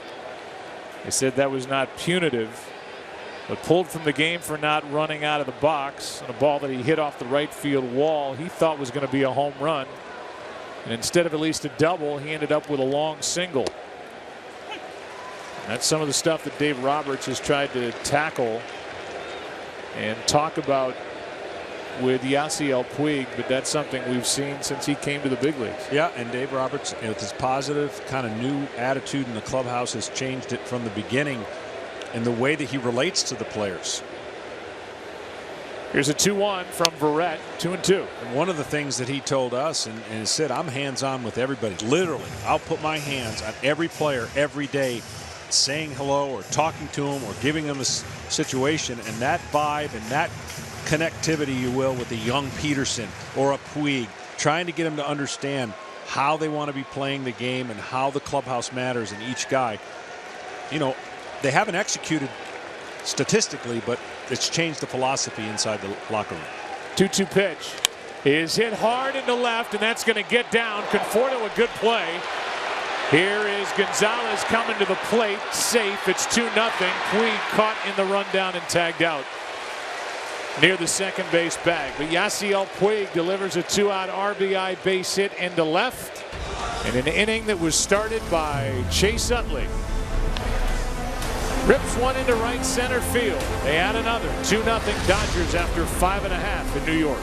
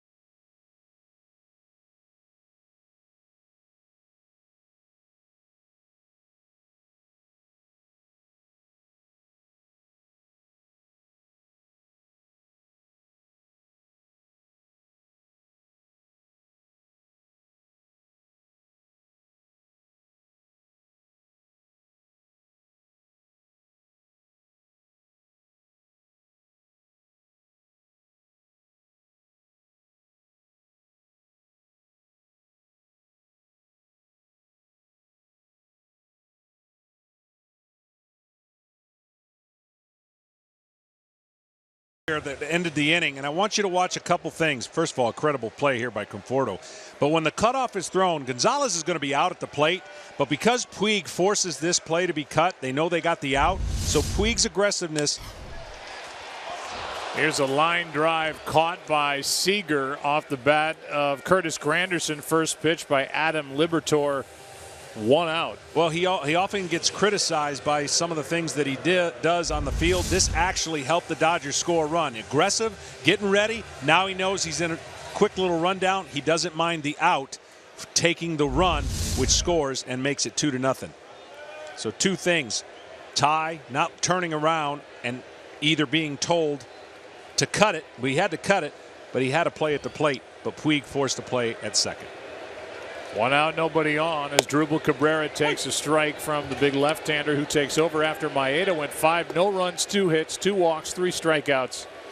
In line for the win if this Dodger bullpen can hang on to what is now a slim 2-0 lead. Yeah, this bullpen has been talked about and what it needs to do and get to the next level. This guy's got a little bit of a herky-jerky at the end of his delivery, command issues, but you saw the fastball and then the changeup at 81, and he has a slider at 84. But getting to Jansen, that's the key for this Dodger bullpen. Joe Blanton has kind of slid into that role more than I think anybody ever expected at the start of the year. Veteran right-hander. Baez got the loss here last night on the home run by Granderson. That's fouled back, and you say his name, Blanton's getting ready out for the Dodgers in their pen. Yeah, what baseball has done today, with whether you like the philosophy of pitching or not, you have to have options in the bullpen, which means guys that have options can go up and down because the amount of innings that are being eaten by everyday bullpens is greater than what the guys can do. The problem is the Dodgers don't quite have that flexibility. That's why they have 8 bullpen arms down there to carry the load of the lack of innings other than Clayton Kershaw.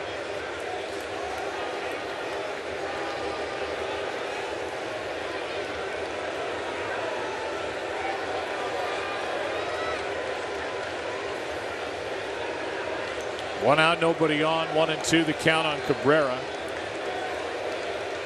Liberatore, the left-hander, brings it. And a tap foul. Meanwhile, the Dodgers are trying to get a win without Kershaw having to start the game. The Dodgers are 9-1 under Dave Roberts in games started by Clayton Kershaw.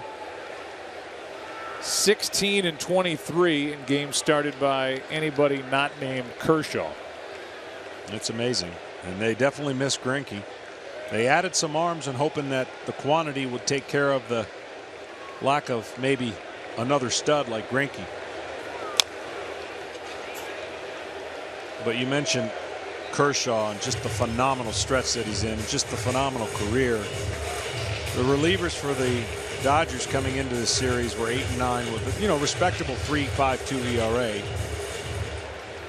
The Mets have flipped theirs around to become one of the best bullpens in baseball up until last night. The hiccup in the 9th. Not a save situation, so technically not a blown save, but a 4-run lead given up. Here comes a 1-2 pitch. Another one to Cabrera. Struck him out as he chased. 93 from the left-hander, 2 out. Just climbs the ladder, scouting report, get it above his hands. Some hitters able to lay off of that, and some just love it. Can't get on top of that pitch. Here's Michael Conforto. Hit the ball hard his last time up, flied out to left, singled off the starter Maeda his first time. That line drive off his bat hit Maeda on the pitching hand, the backside of his pitching hand. He didn't give up a hit after that. Here's one upstairs, ball 1. Well, much like Daniel Murphy, Kevin Long has made a change in the philosophy of Murphy and Conforto, looking for a pitch over the middle half into a left-hander and looking to drive it. He did that great to start the season, and in the early innings he does most of his damage. Lately he's expanded the strike zone and been too home run happy. That's where the lack of slugging and average drop has happened. That's upstairs, 2-0.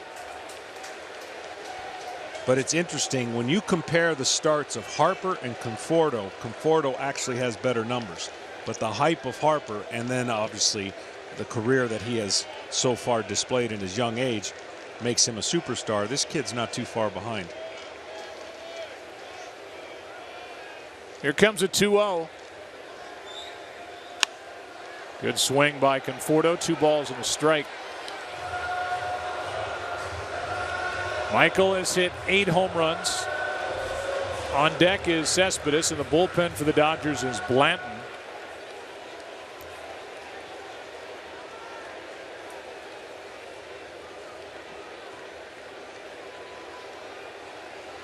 I would think more than likely if he were to get on base, Blanton would come in to face Cespedes.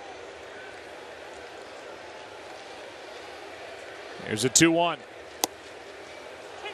Inside corner. Conforto didn't like the call. 2-2. Well, he painted inside, and Conforto thinks this is a ball. He might have a beef with that being off the plate. But I would think sweeping something across the plate on the outside part, breaking ball right here with 2 strikes.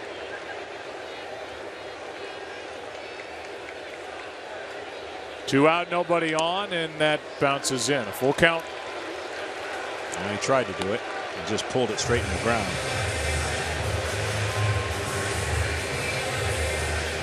Well, I'm with you. If Conforto gets on, I don't think Cespedes faces the left-hander. Yoenis is tied for the major league lead at the start of the day with his 15 home runs. They're only in the 6th. 2-0. Dodgers on top. 3-2. Conforto helped him out there. Ball 4 down, trying to be aggressive. See where they wanted it. And that's just got to be better recognition right there. It's the guy trying to do a little too much. Down 2, can't hit a 2-run homer. 5 of his 8 home runs have given the Mets a lead in a game. In this case, he's just trying to cut the lead by the Dodgers in half. If he gets one over the boards, or just get on base and give Cespedes a chance. 3-2.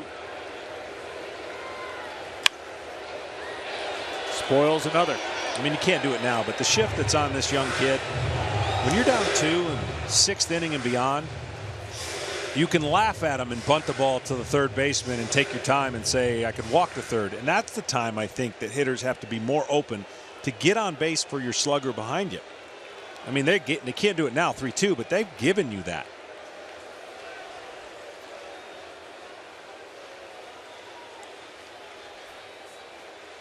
Another one. Another foul. At this point, he's showing that anything close to the plate, he's willing to swing. If you could throw a breaking ball right here, anywhere close to the middle of the plate, let's watch this fastball that he pulls in.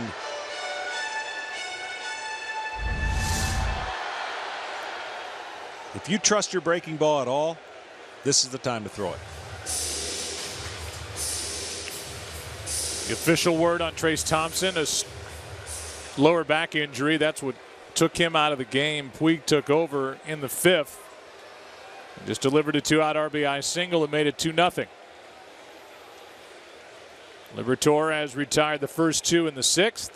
Going back heater away.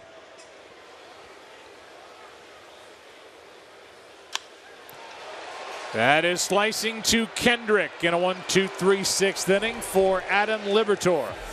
7th inning rolls in. 2-0 Dodgers. Back after this from our local sponsors.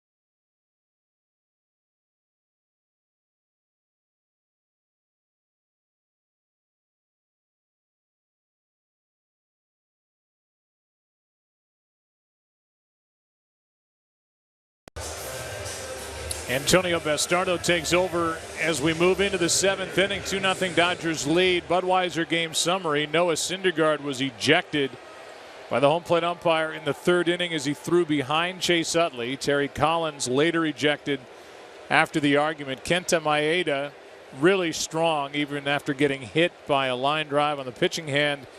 And Chase Utley right in the middle of it all. He was the one thrown at by Syndergaard.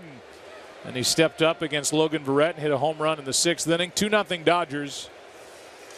7th inning now in the bottom part of the order. Pederson, Kendrick, and Grandal.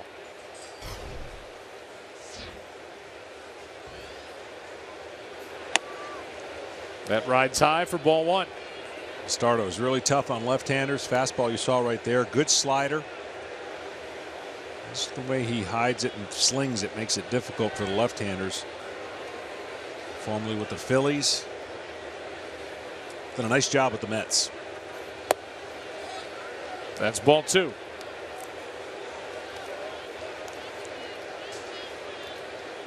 Dick Scott is the acting manager, the bench coach, first year, and he gets the reins after the ejection to Terry Collins, although Collins is certainly monitoring what's going on from either the tunnel or his office, or going back and forth, whatever it may be. That's over the outside corner, 2-1.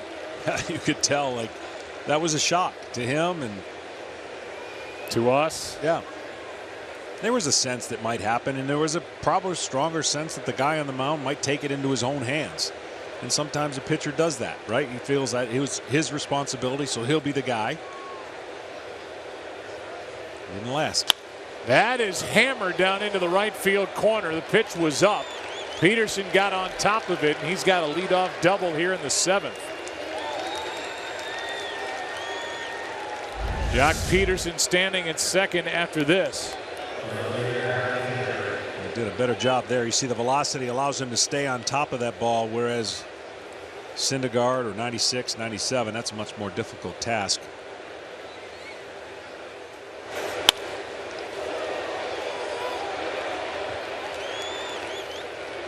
Ball tomahawked into right field, and down at second is Pederson. Out to the mound is Rene Rivera. While we have a moment, we alluded to it a moment ago, Gatorade Frost cool under pressure moment. 3rd inning, the pitch behind Utley, and Syndergaard is ejected. Then Utley in the 6th inning ejected this baseball out of here into right center field off Logan Verrett. First run of the night. The Dodgers got one driven in by Puig a bit later on and lead 2-0. Here's Kendrick with a base hit into left field. They will hold Pederson, and it's 1st and 3rd with nobody out. Kendrick gets his first hit. Runners at the corners. Bastardo right into trouble. Yeah, absolutely. I was saying earlier that the Dodgers splits have not been very good. At home, they have struggled to score runs. Their batting average is about 30, 35 points lower than it is on the road. And Dave Roberts gave me an interesting explanation that the Marine Coast layer, the air in the West Coast this year is not as light as it was 2 years ago. He believes that's a byproduct of the ball just not carrying. They have all the analytics down there with the exit velocity, and he said it's consistent at home as it is on the road. He thinks that it'll work itself out, but last year was significantly different.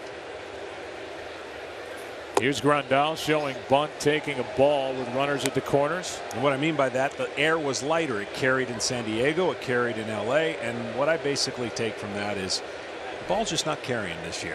Kike Hernandez is on deck.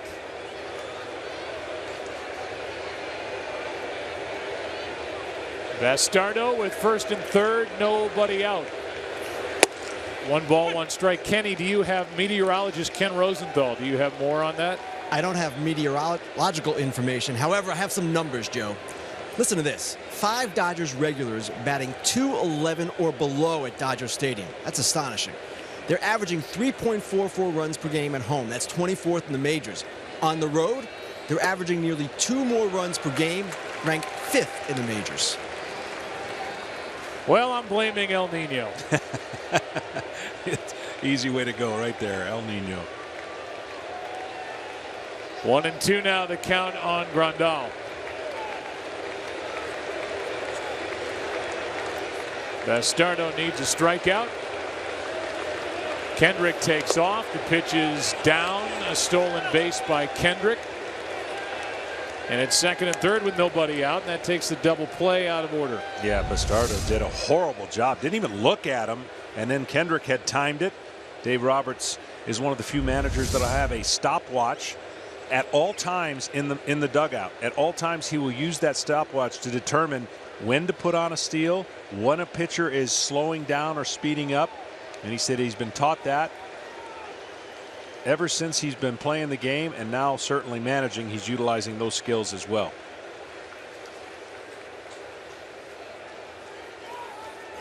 Opportunity for the Dodgers. Situational hitting has been poor. It's something that Dave Roberts talked about prior to this game as Grandal stays up there 2-2. Pinch hitter Hernandez on deck after Liberatore pitched a scoreless sixth. Well, this game significantly changed, even though Brett did a nice job. There's the stopwatch for how they utilize that. But since Thor came out of this game, you could just sense a whole different vibe. 2-2 now. Called back.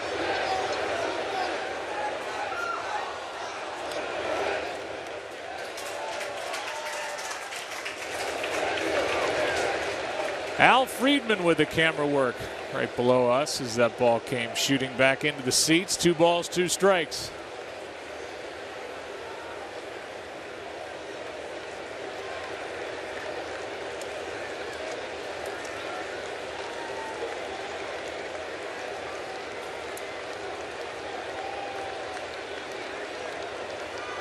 Another 2-2. Up and in.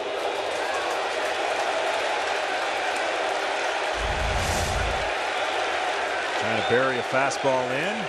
That one got away from him.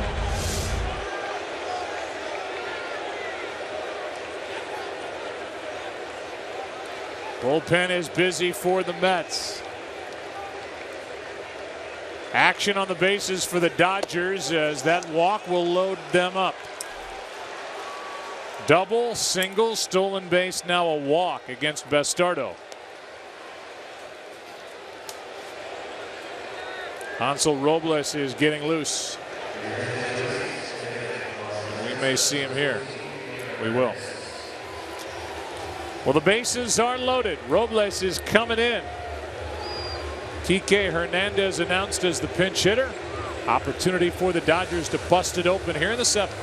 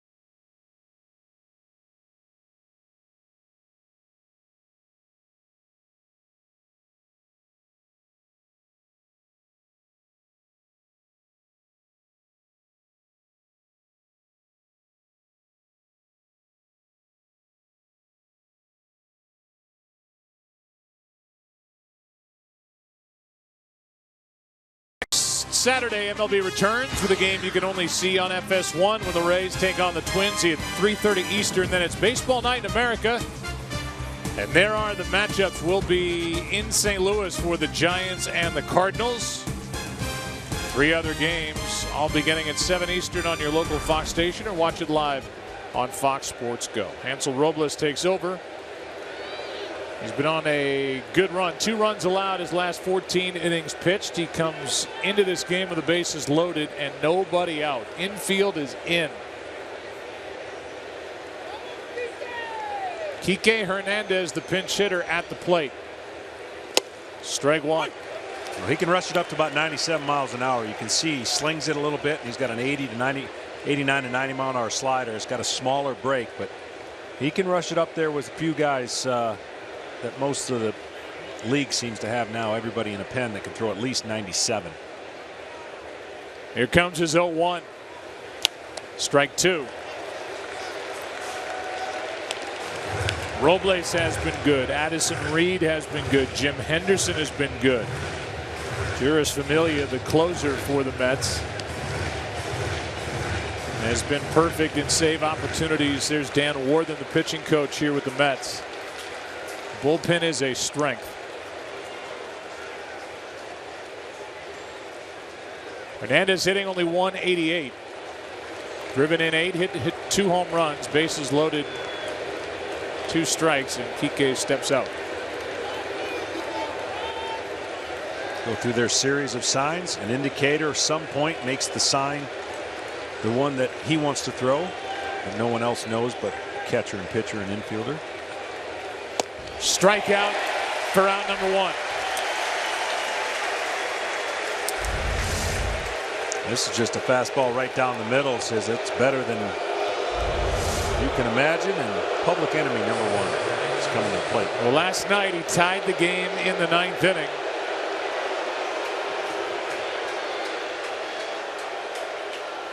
He did that with a bases clearing extra base hit, made it 5-5 tonight. He hit a home run to lead off the 6th inning against Logan Verrett. Now he's got the bases loaded out in front of him yet again.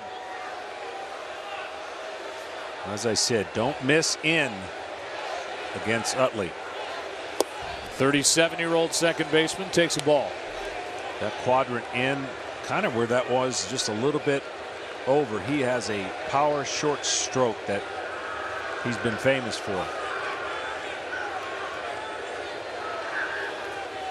Now the infield pushes back up the middle. They'll try to turn 2 in on the corners, and that's one is hit deep into right field, back at the wall, and a grand slam. Unbelievable as Chase Utley has homered twice. And it's 6-0 Dodgers here in the 7th. And Chase Utley is throwing a party here at Citi Field. Like I said, he's got that one stroke that you can't afford to get the ball.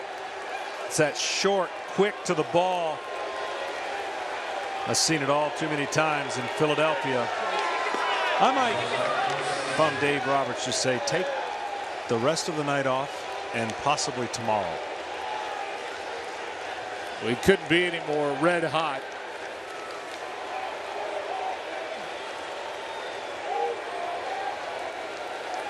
And Utley is in the dugout rather subdued after the grand slam. Last night the bases clearing extra base hit. Tonight he gets one over the wall. Let's go back to the home run. Well, it's been nothing but fastballs. Look where the ball's supposed to be and right where you don't want it to be. He missed in right there with this short, quick stroke and almost abbreviated follow through, and it is, instead of the day the fans came to see, it's the day that the Dodgers are glad Chase Utley was in the lineup. Yeah, well, Utley has had his fingerprints all over this one. His presence got Syndergaard ejected. And Utley hit a home run off Verrett.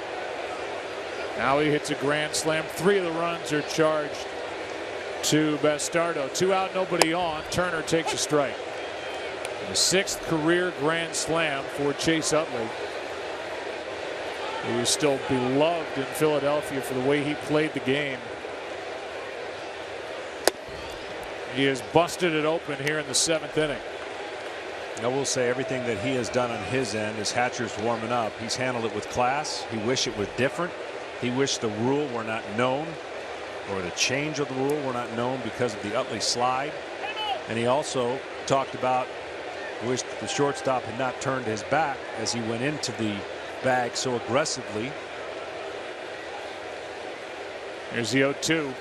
The point is the shortstop coming across the bag, as he is a middle infielder, knows that at least seeing him he had a chance to adjust, but not seeing him he has no chance to adjust. Just the way the play unfolded, Tejada went to the bag with his back to the runner, and Utley took him out, broke his leg. Now Turner missed that evidently. Down to first base he goes. What a good play by Rene Rivera, the catcher. But the big damage is done, and it is done by the bat of Chase Utley. He's got 2 home runs. He's booed every time he steps in. He's getting cheered down in that dugout. Solo shot, now a grand slam. He's driven in 5 of the 6. 6-0 LA on top.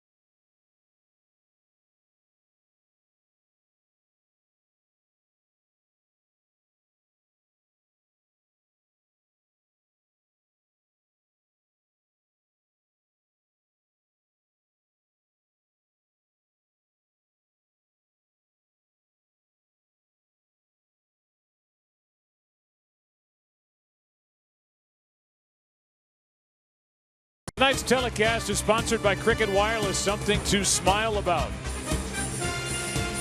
And by Lowe's. Hurry in for Memorial Day savings. Play Ball is MLB's initiative to inspire all forms of baseball and softball participation, making play opportunities available and fun for everyone. To learn more, go to playball.org. Things move a little faster in this city as third pitcher of the game checks in for the Dodgers. Maeda, Liberatore, and now Chris Hatcher. 22nd game for the right-hander out of the pen for Dave Roberts. Chris Hatcher's got a pretty good arm and had to come in early yesterday for the young phenom. Only lasted 2 2/3.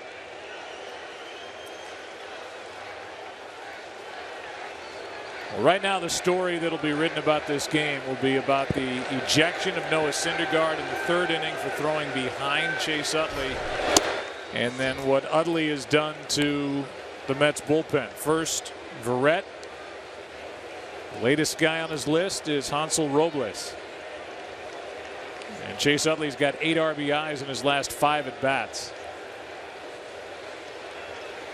And in hindsight, there's always different ways to hide the moment, to not be intentional that you're trying to do something.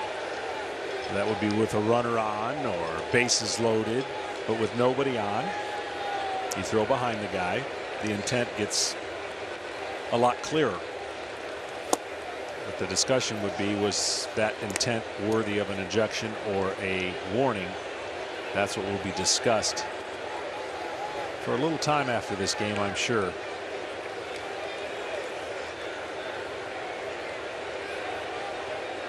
What a series for Chase Utley.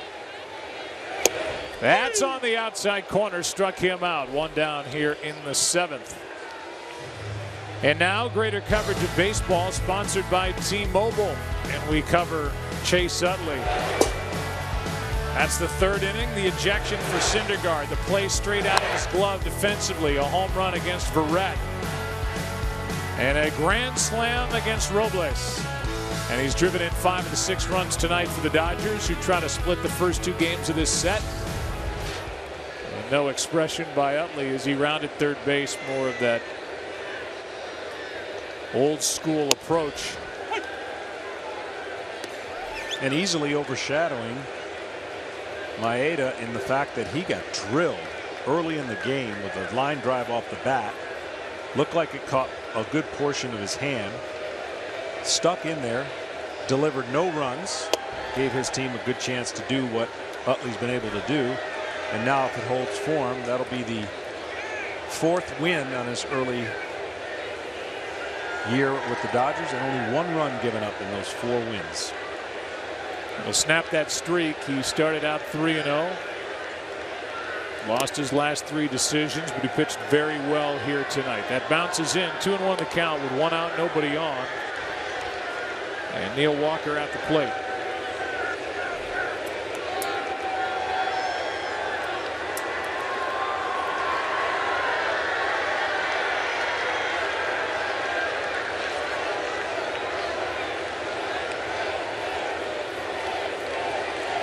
Here's a 2-1. That's high. 3 balls and a strike. Ken Rosenthal is with us. Tell us more about Chase Utley and how he fits in with this Dodger team. Joe, Mets fans are not going to want to hear this, but the Dodgers absolutely revere Chase Utley. Clayton Kershaw has said that if he had a son, he would tell him to play exactly the way Utley does. And Dave Roberts told me yesterday that not only is Utley his favorite player on the team, he's his favorite player of all time. When I asked him why, Roberts started rattling off reasons. He said Utley plays every pitch, doesn't self-promote, cares only about winning. And the thing that the Dodgers talk about, Utley also is a master of the game's subtleties. He does things on the field you don't see, but they show up in the team's performance. 3 balls, 2 strikes, 1 out, nobody on. Walker pops it foul, backing out of play. Yeah, you're right, Ken. He takes all kinds of time in video looking at coaches, seeing if coaches give anything away, any subtlety that gives them an advantage that'll allow him and his team to succeed. He is all about it, and you can imagine the years of experience and what he's seen and what he's picked up, whether a pitcher tipping or a coach in the first or third base box giving something away. He's all about playing the game to gain an advantage and do it the right way. Broken bat.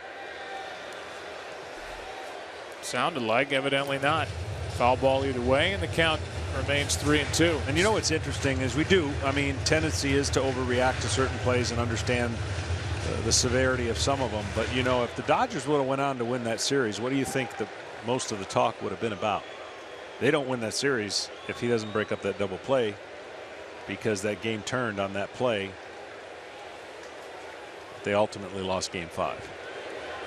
He did not play in the 2 games here in New York. That's down and in. A 1-out walk from Hatcher to Walker. Second time Walker has drawn a base on balls tonight. Batter will be Eric Campbell.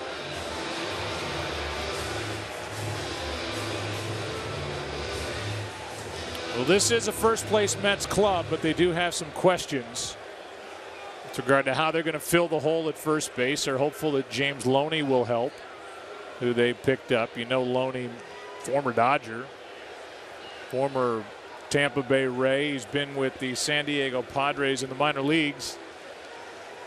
And he'll be a nice addition to this team as they try to fill the void left by Lucas Duda.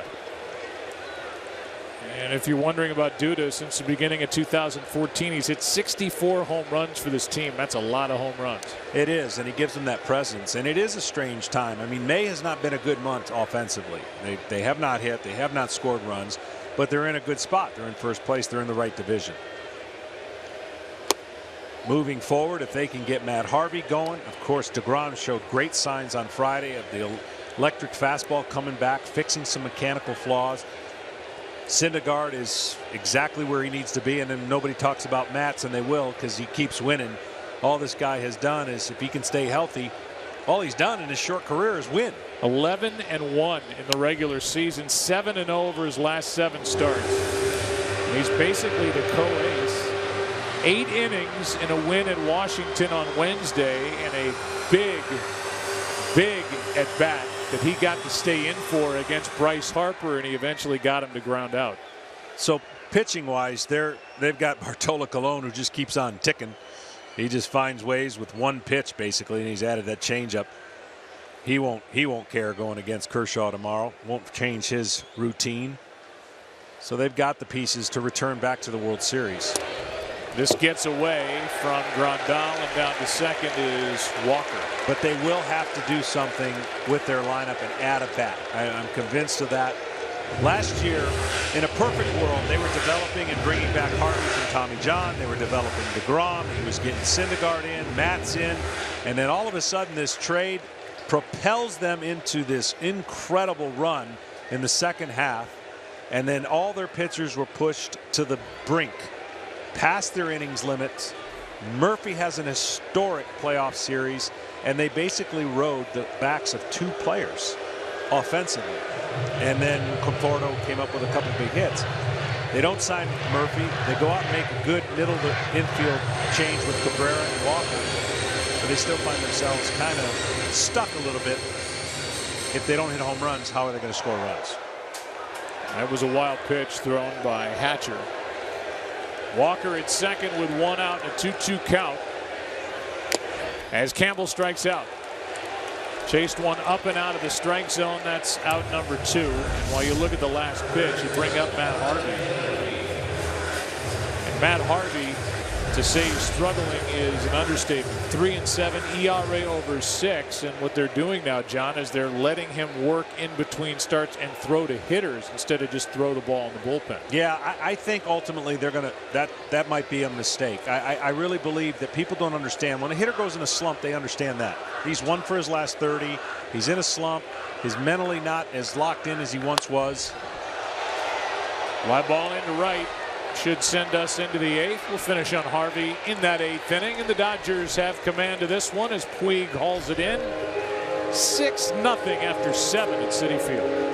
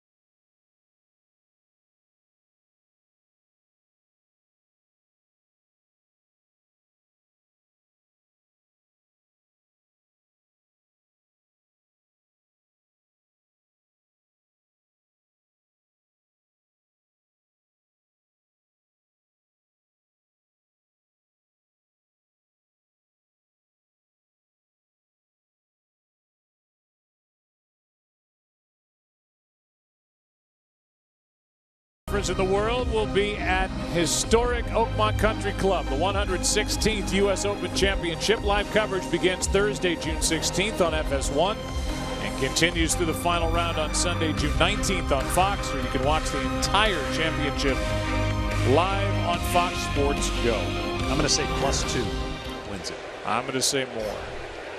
Wow. +5 won it in 07. I think it'll be above par. Yeah. We'll see. Here's Adrian Gonzalez. Ansel Robles, who wears the number once worn by Jesse Orosco, brings it, misses, ball one. Tonight the Mets. And it's really been a weekend celebration of the '86 championship team for the Mets. Orosco got the final out of the NLCS Game 6, the World Series Game 7. That's ripped down into the corner foul. But tonight it's been the Dodgers, and it's been Chase Utley after Syndergaard was ejected in the 3rd inning. Dodgers lead at 6-0 here in the 8th, and Gonzalez is 2 for 3, leading it off.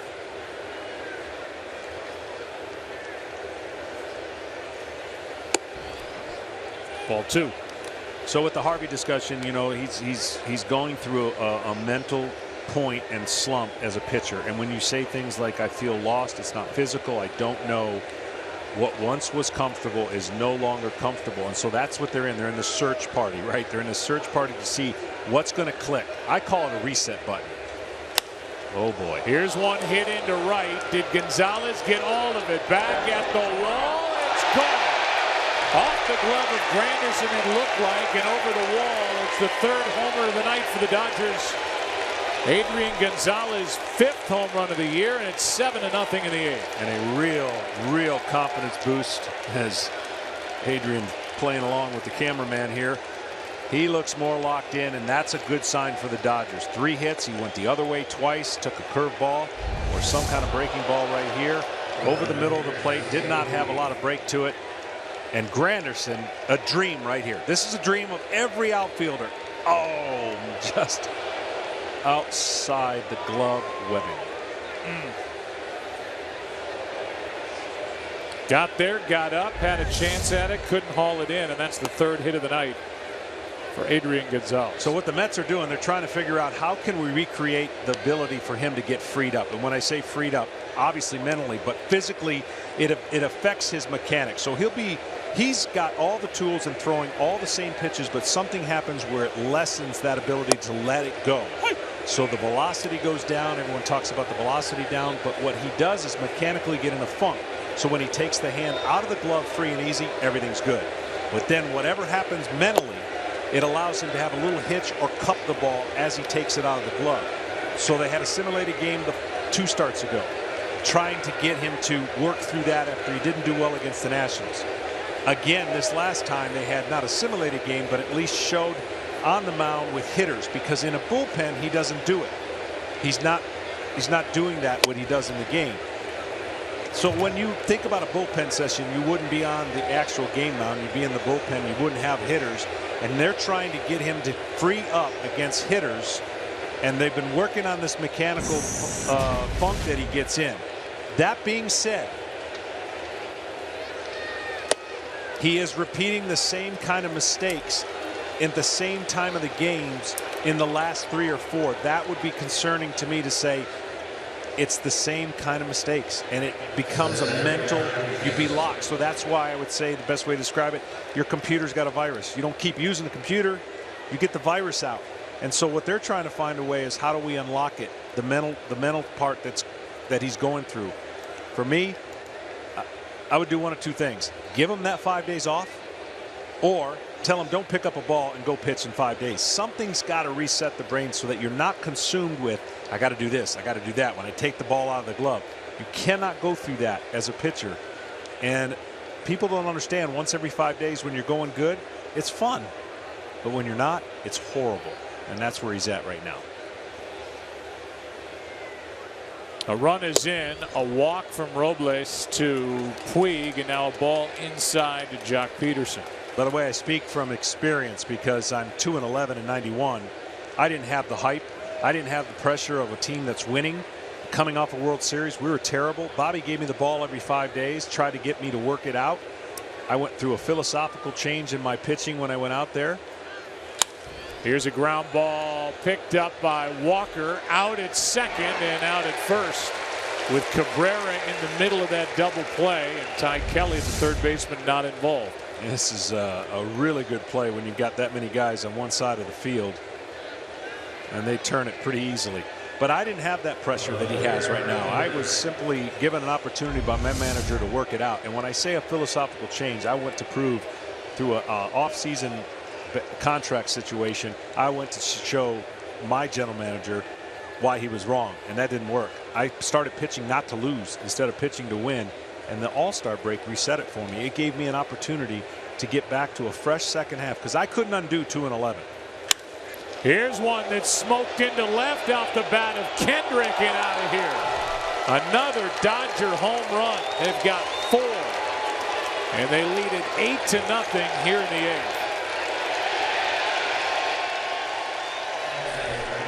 Well, the Dodgers sure have enjoyed the road. They sure have enjoyed this game. And as they're going to be on the road the next 5 days or so, we'll hope that this kind of offense, which they have not seen, will continue. That's a third home run hit against Robles tonight. A grand slam by Chase Utley, and now home runs by Gonzalez and Kendrick here in the 8th.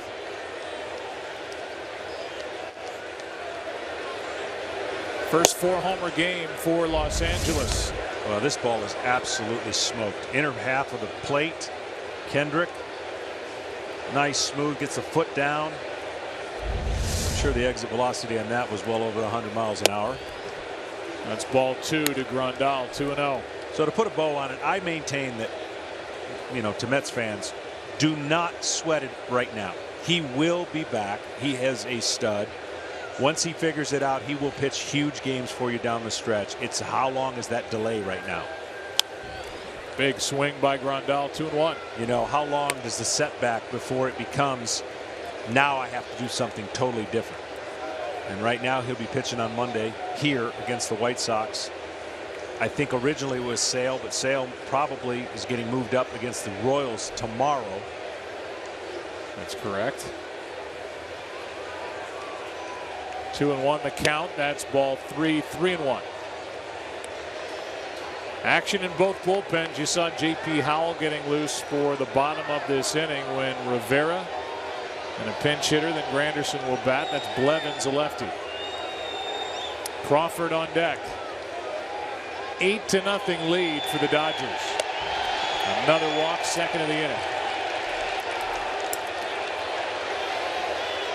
Robles sometimes relies so much on his arm that his delivery can look nonchalant. It can look, and then at times it can look free and easy.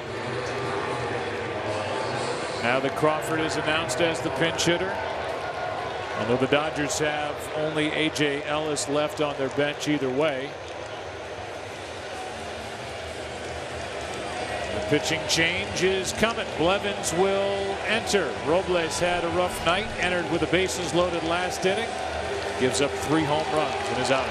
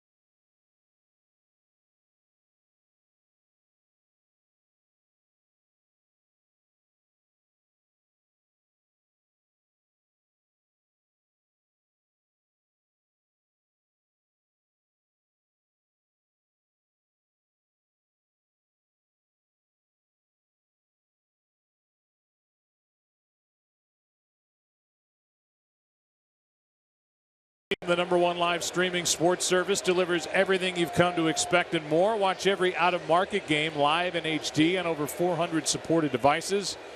Visit MLB.tv for details. 2 out, runner at first. They don't hold against Grandal. The batter is Crawford. He takes a strike.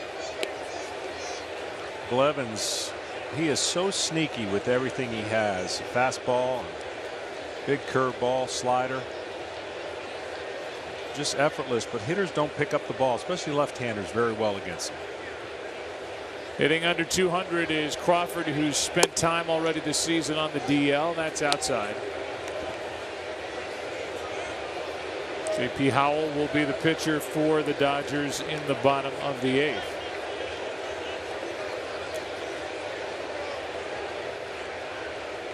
Crawford ready, so is Blevins. Strike 2.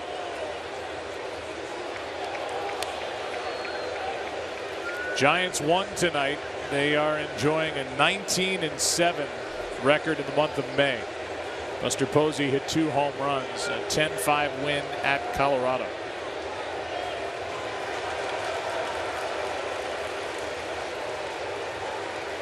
Matt Harvey, Kevin Long, the hitting instructor for the Mets.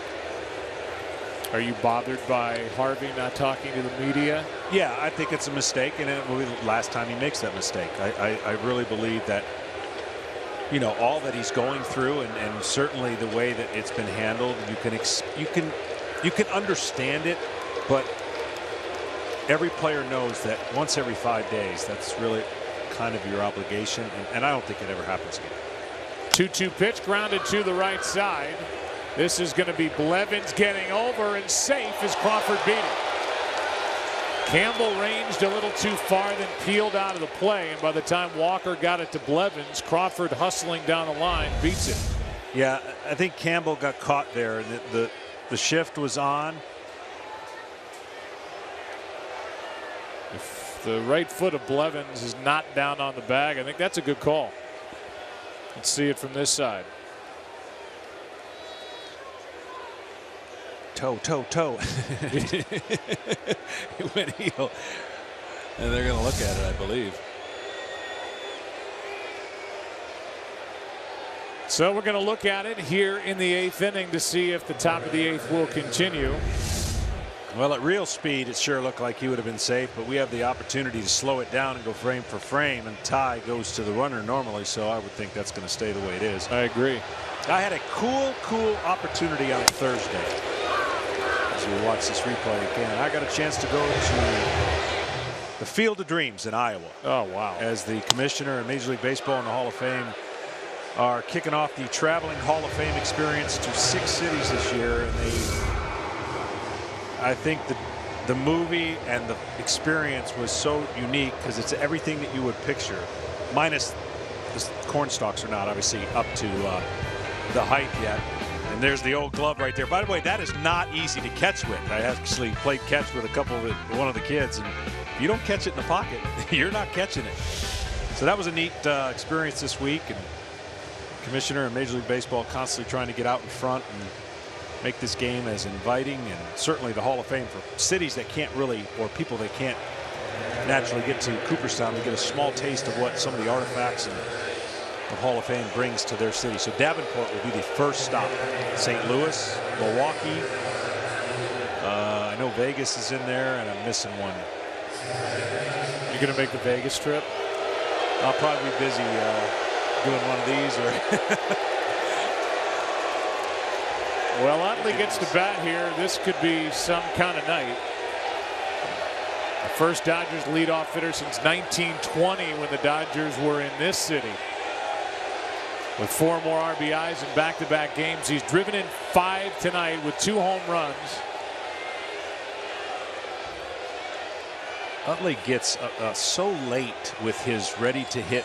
See how late and hands up? And often with pitching, when you look at and you go, he's not ready, and then he quick snatches. He's got such a deliberate approach, but consistent over the years. Grandal, the lead runner. Alex Wood is pinch running for Crawford at first after the infield hit. It was upheld on replay. Howell's still getting ready, but right now Utley is thinking about delivering more runs. He has never had a 3-home run game.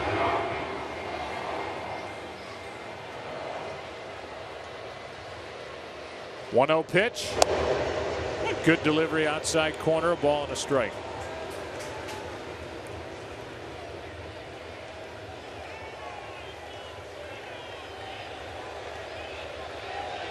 Most guys would have the hands on the bat ready in a hitting position. Watch how late he gets ready. The pitcher's in the stretch. He gets that little wiggle. It's just kind of right there. And now he gets ready to hit. And he pops it up.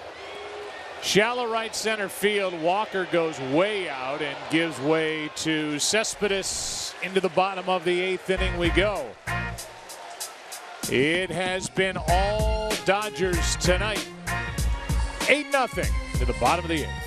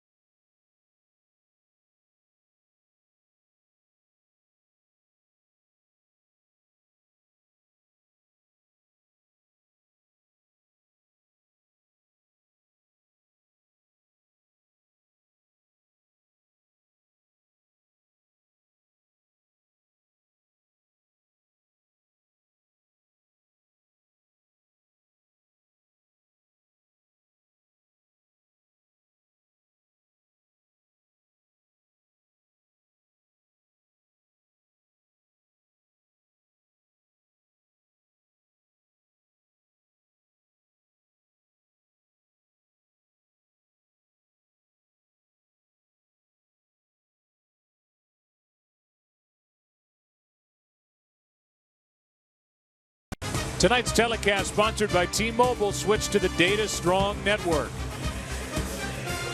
And by Central Intelligence in theaters everywhere June 17th, rated PG-13. J.P. Howell is the left-hander who takes over, 4th pitcher of the night. Maeda started. He is still in line for the win. It would move his mark to 4-3. Howell usually busy out of the bullpen. And he brings it to Rivera. First pitch swinging. Nice little short hop pickup by Seager, 1 out. Howell definitely will not register on the radar gun, but he uses deception, movement, and change of speeds. Juan Lagares is coming off the bench now. He had a 3 RBI night last night, including a home run.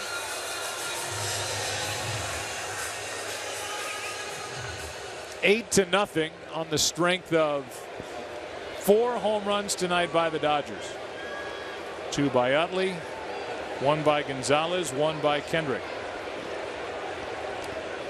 Now the right-hander Jim Henderson is getting loose for the Mets. Strike 1 from J.P. Howell. It's definitely been an interesting day. We've documented what's gone on here, but I just couldn't believe when I looked at the scoreboard. Chicago White Sox have been in first place most of the year, doing a great job. Leading 7-1 in the bottom of the 9th against the defending champs. They scored 7 times to win the game. Shortly after losing 2 of their better players has Kansas City, and most people have kind of. Here's a fly ball into deep center field off the bat of Lagares and gone. Back-to-back nights with a home run for Juan Lagares. And the Mets are on the board. It's 8-1. Yeah, I don't want to say he's the forgotten man, but once they signed Cespedes, they had signed Diaza for maybe off the bench. Lagares saying, hey, not only can I play defense, but I can hit a little bit. They play Don't You Forget About Me on the PA system here at Citi Field, which they did last night when David Wright went deep. We haven't talked much about that. His neck was bothering him last night, thought it would go away overnight, and it intensified, so he did not make the start this evening. Here's Granderson, strike one. Yeah, you look at this pitch real quick and see how he gets great extension. The ball is crushed. And for David Wright, as you get older, an aging veteran, the hardest part is to be honest and listen to your body. And that's the discussion he and Terry Collins have had, and trying to monitor his system, which is situation with his back. You know the heart is in it, but sometimes the body will tell you I might need a day or two. That's strike three over the outside corner, 2 out. It's quite a process, Ken Rosenthal, for David Wright just to make it into a lineup on a daily basis.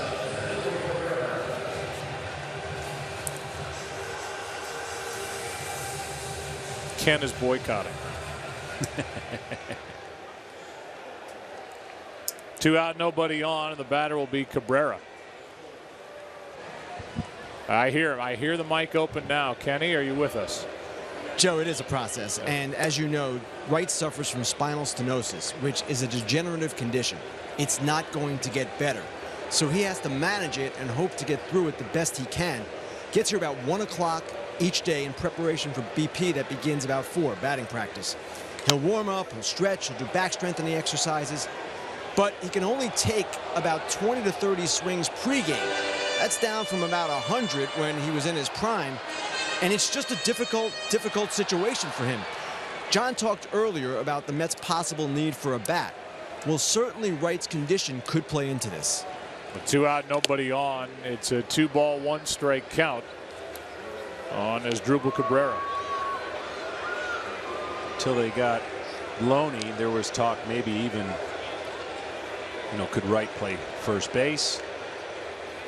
Obviously, third base is his position, and if you can get the production out of that third base spot, which he's starting to heat up a little bit, that would be a great thing. But Terry and him have had frank discussions.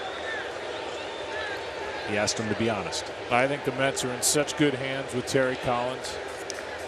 He has really been good with his pitching staff, with this team getting the most out of it. They would miss, the Mets would, David Wright over the next couple of games. They've got Kershaw, left-hander, on Sunday night, Jose Quintana on Monday when the White Sox roll in. Those are David Wright type games. Here's a 2-out walk to Asdrubal Cabrera, and the batter will be Conforto. Action for the Dodgers in their pen again.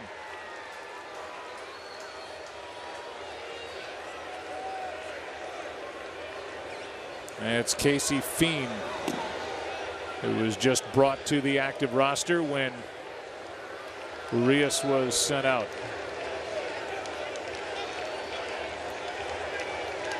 Here's Conforto. He's got to hit 1 for 3. This should be a pretty good matchup on sinkers that come back to the middle of the plate. Strike 1. If he sees one. There's a curveball. This is a Mets team that's averaging just over 3 runs a game in the month of May. Tonight, 1 run on just 3 hits. That's up and away. 1 ball, 1 strike. They too, much like the Dodgers, less success batting average wise at home than on the road. They went on that road trip and hit historic number of home runs to go in that stretch where they were winning games. A little flare into left, easy for Kendrick, and Conforto 1 for 4 sends this game into the 9th inning. Dodgers will bat.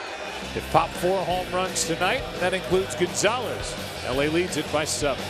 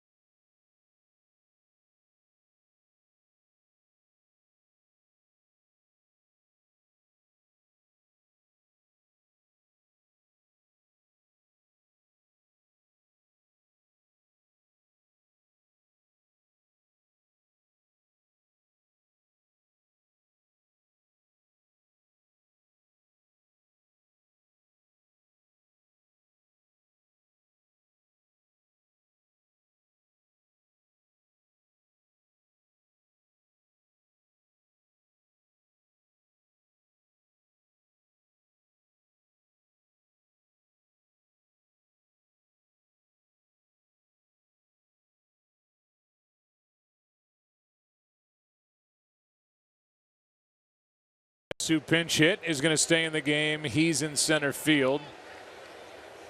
Lagares homered in the bottom of the 8th inning. Only run tonight for the Mets. Jim Henderson is on the mound. It's been Syndergaard, Verrett, Bastardo, Robles, Blevins. Now Henderson. First pitch is a ball to Corey Seager. Justin Turner, Adrian Gonzalez. Dodgers have had the fun since the 6th inning. 2 in the 6th, 4 in the 7th, 2 in the 8th, batting in the 9th. Fly ball into left, well hit, back at the wall. Seager's got his 8th. And it's a 5-homer night for the Dodgers, who now lead it 9-1. Well, both him and Thompson have done damage in May, but you can see why they love this kid. Powered all parts of the field. I'm saying it, Rookie of the Year. He'll be in the MVP voting before it's all said and done with the rate at which he's hitting. Well, when he came up in September last year, he hit 4 home runs. Found himself at shortstop during the postseason, and here he is, first full year in the big leagues. And he is heating up. First pitch is inside to Turner. Yeah, they got to get Turner going a little bit. Right now, it looks so good for some of the other hitters that were struggling coming into this series. They've had a good day, and you wonder if that just gets them started to feeling better about their at-bats. Turner, not yet, has gotten on track. 1-0 pitch. 1 ball, 1 strike from Henderson. Henderson part of that good mix in the bullpen for the Mets tonight. That mix has allowed a lot of runs. Verrett 2, Bastardo 3, Robles 3. Blevins got 1 out when he was in there, and now a run against Henderson. It's 9-1. Yeah, and the 5 home runs given up by the Mets pitchers, they don't give up many home runs. Matter of fact, the difference between the ones they hit and give up is one of the best in baseball, and that's a credit to their starting staff and then the bullpen, who's been really good. This game just got away from them. Back toward the on-deck circle, out of play, 2-2. You know, there's certain points in a game, no player would admit it, but that grand slam took all the air of every single person in this park, including the Mets. At 2-0, that's right where the Mets would like to be as far as trying to come back and get into the game. But once that grand slam was hit, you could just hear it come out. Utley popped it in the 7th. Turner with a big swing and a foul back. He homered in the 6th. First run of the night. Broke it open in the 7th.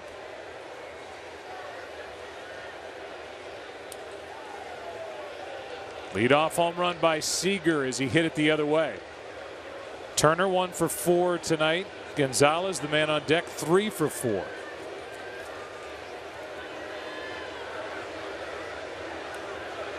Two. 1 away. Good fastball from Henderson. Here's the grand slam by Utley in the 7th. StatCast sponsored by Amazon. Well, you see the launch angle, that's a big part of it, but the 100 miles an hour and the 396 feet, and then what StatCast hasn't shown on there is the silence factor of the crowd. It got quiet. It was pretty stunning that Utley, who has been in the middle of everything tonight, was able to ride one out of here, his 2nd home run of the night. Here's one in for a strike to Gonzalez.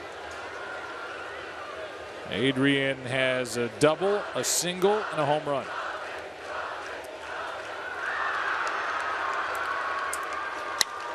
Opposite way, another hit for Gonzalez. I'm telling you, that I can say I love watching him hit now. I certainly didn't like pitching against him when he was doing that kind of stuff, because that is just a guy comfortable and seeing the ball and letting it travel. When you let it travel, you don't have to do much. That's a pitcher's pitch. And look how he stays on with the angle of that barrel of the bat and just playing ping pong, tennis. Knows that that's going to be a hit. Notice that's the kind of guy they never shift on, or at least have a hard time shifting on, because he can do so much with the baseball once he puts it in play. So a 4-hit night for Adrian Gonzalez. The batter is Puig. He takes a strike. Puig didn't start the game. He came on in the 5th after Thompson hurt his back. And Yasiel immediately delivered a 2-out RBI hit. Walked his next time up, hitting .251.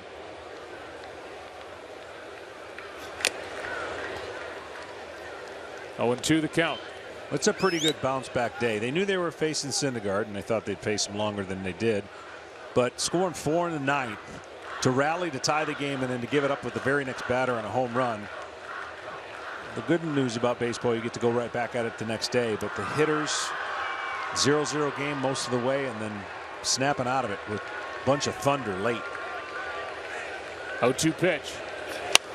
That's foul. Then you think about Kershaw. It'll be a long night for the bullpen of the Dodgers. Not terrible. Maeda went 5. Kershaw, his last time out after a 17-inning game and a win in San Diego. The very next game goes 9 shutout innings, allows 2 hits. That's the definition of an ace. Absolutely. No one had to say a word to him. I mean, he knew that. He knows it every time he steps on the mound. He won the game 1-0. In a short span, Cueto won 1-0. Kershaw won 1-0. Bumgarner won 1-0. Driving in his only run. It's been an unbelievable year from the 1-0 games already. Kershaw's got a couple of them this year, I think. Here's a 1-2. 2 out.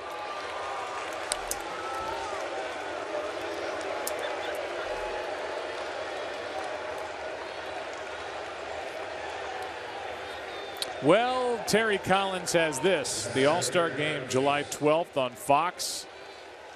National League manager will be Terry Collins, and this isn't even the entire list. Doesn't have Matz on there. Right, he could end up being 9-1, possibly 10-1, before it's all said and done. So who starts for the National League? Arrieta, Kershaw, right on down the line. Syndergaard, his own guy. Selfishly, I would bet that if Terry Collins, and you can't choose wrong when it comes to the arms of the National League. Pederson pops it up. Hopefully one of his pitchers is pitching Sunday so he can pick them and not pitch them.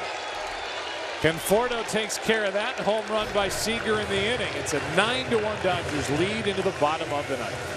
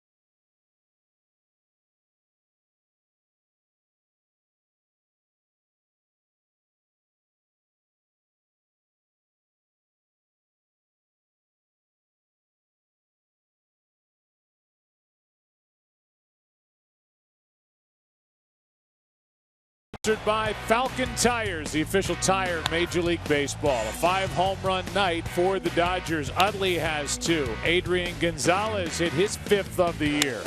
Howie Kendrick slammed one into left. And then an opposite field shot by Corey Seager. In the top of this 9th inning, it's 9-1. And the Mets getting a taste of their own medicine, watching all these runs score mainly via the home run ball. Leading by 8 are the Dodgers as they turn to their new right-hander, Casey Fiend, who's been in the big leagues with Detroit and Minnesota, picked up from the Twins earlier this month. And it's his first appearance with Los Angeles. Piazza getting a chance to pinch hit. Takes a strike. Alejandro De Aza starting here in the 9th inning. This was the spot where Cespedes was taken out to give him a little break prior to the finale tomorrow, when the Mets are going to have to deal with Clayton Kershaw. 2 quick strikes. Kershaw 7-1 in ERA of 1.48 against Bartolo Colon 4-3 ERA 3.44.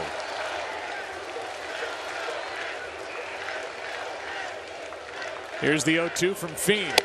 Got him on the outside corner, and a 3-pitch strikeout. That's how Casey Fiend introduces himself to his new teammates. Yeah, feel for De Aza. As a pitcher, you take it. Expand the strike zone, 9-1 game.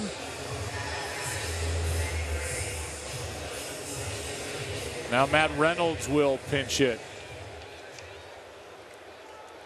Spot originally held down by Neil Walker, who was 0 for 1 with 2 walks.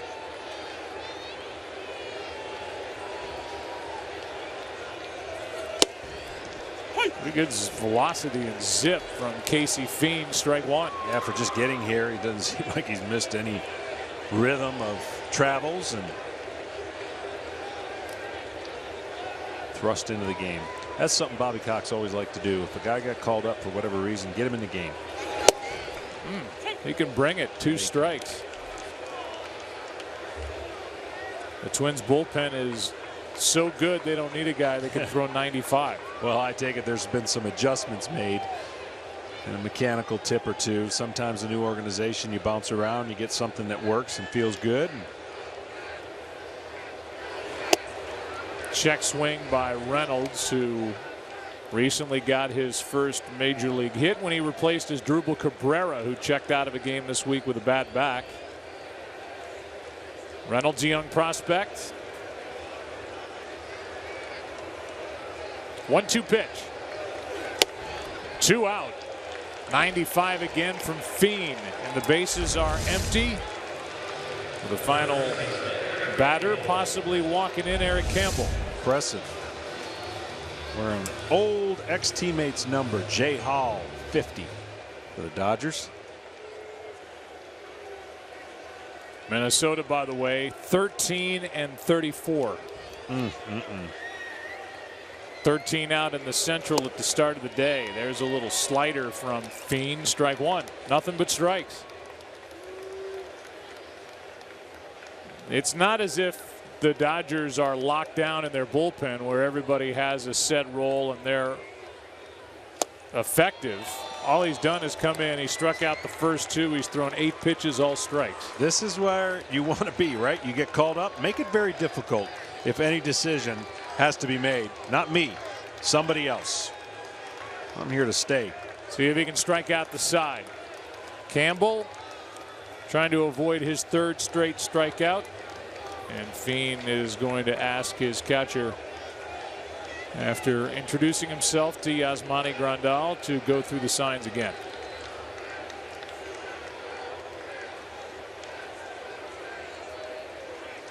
Fastball away on an 0-2 count. And a foul backing out of play.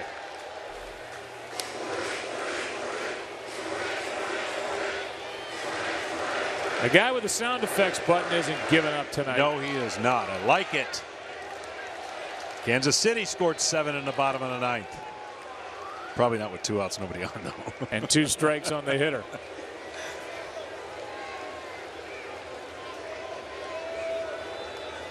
Fiend to Campbell, another foul back, and still no deliveries out of the strike zone. Chase Utley, he'll get the headlines after this night.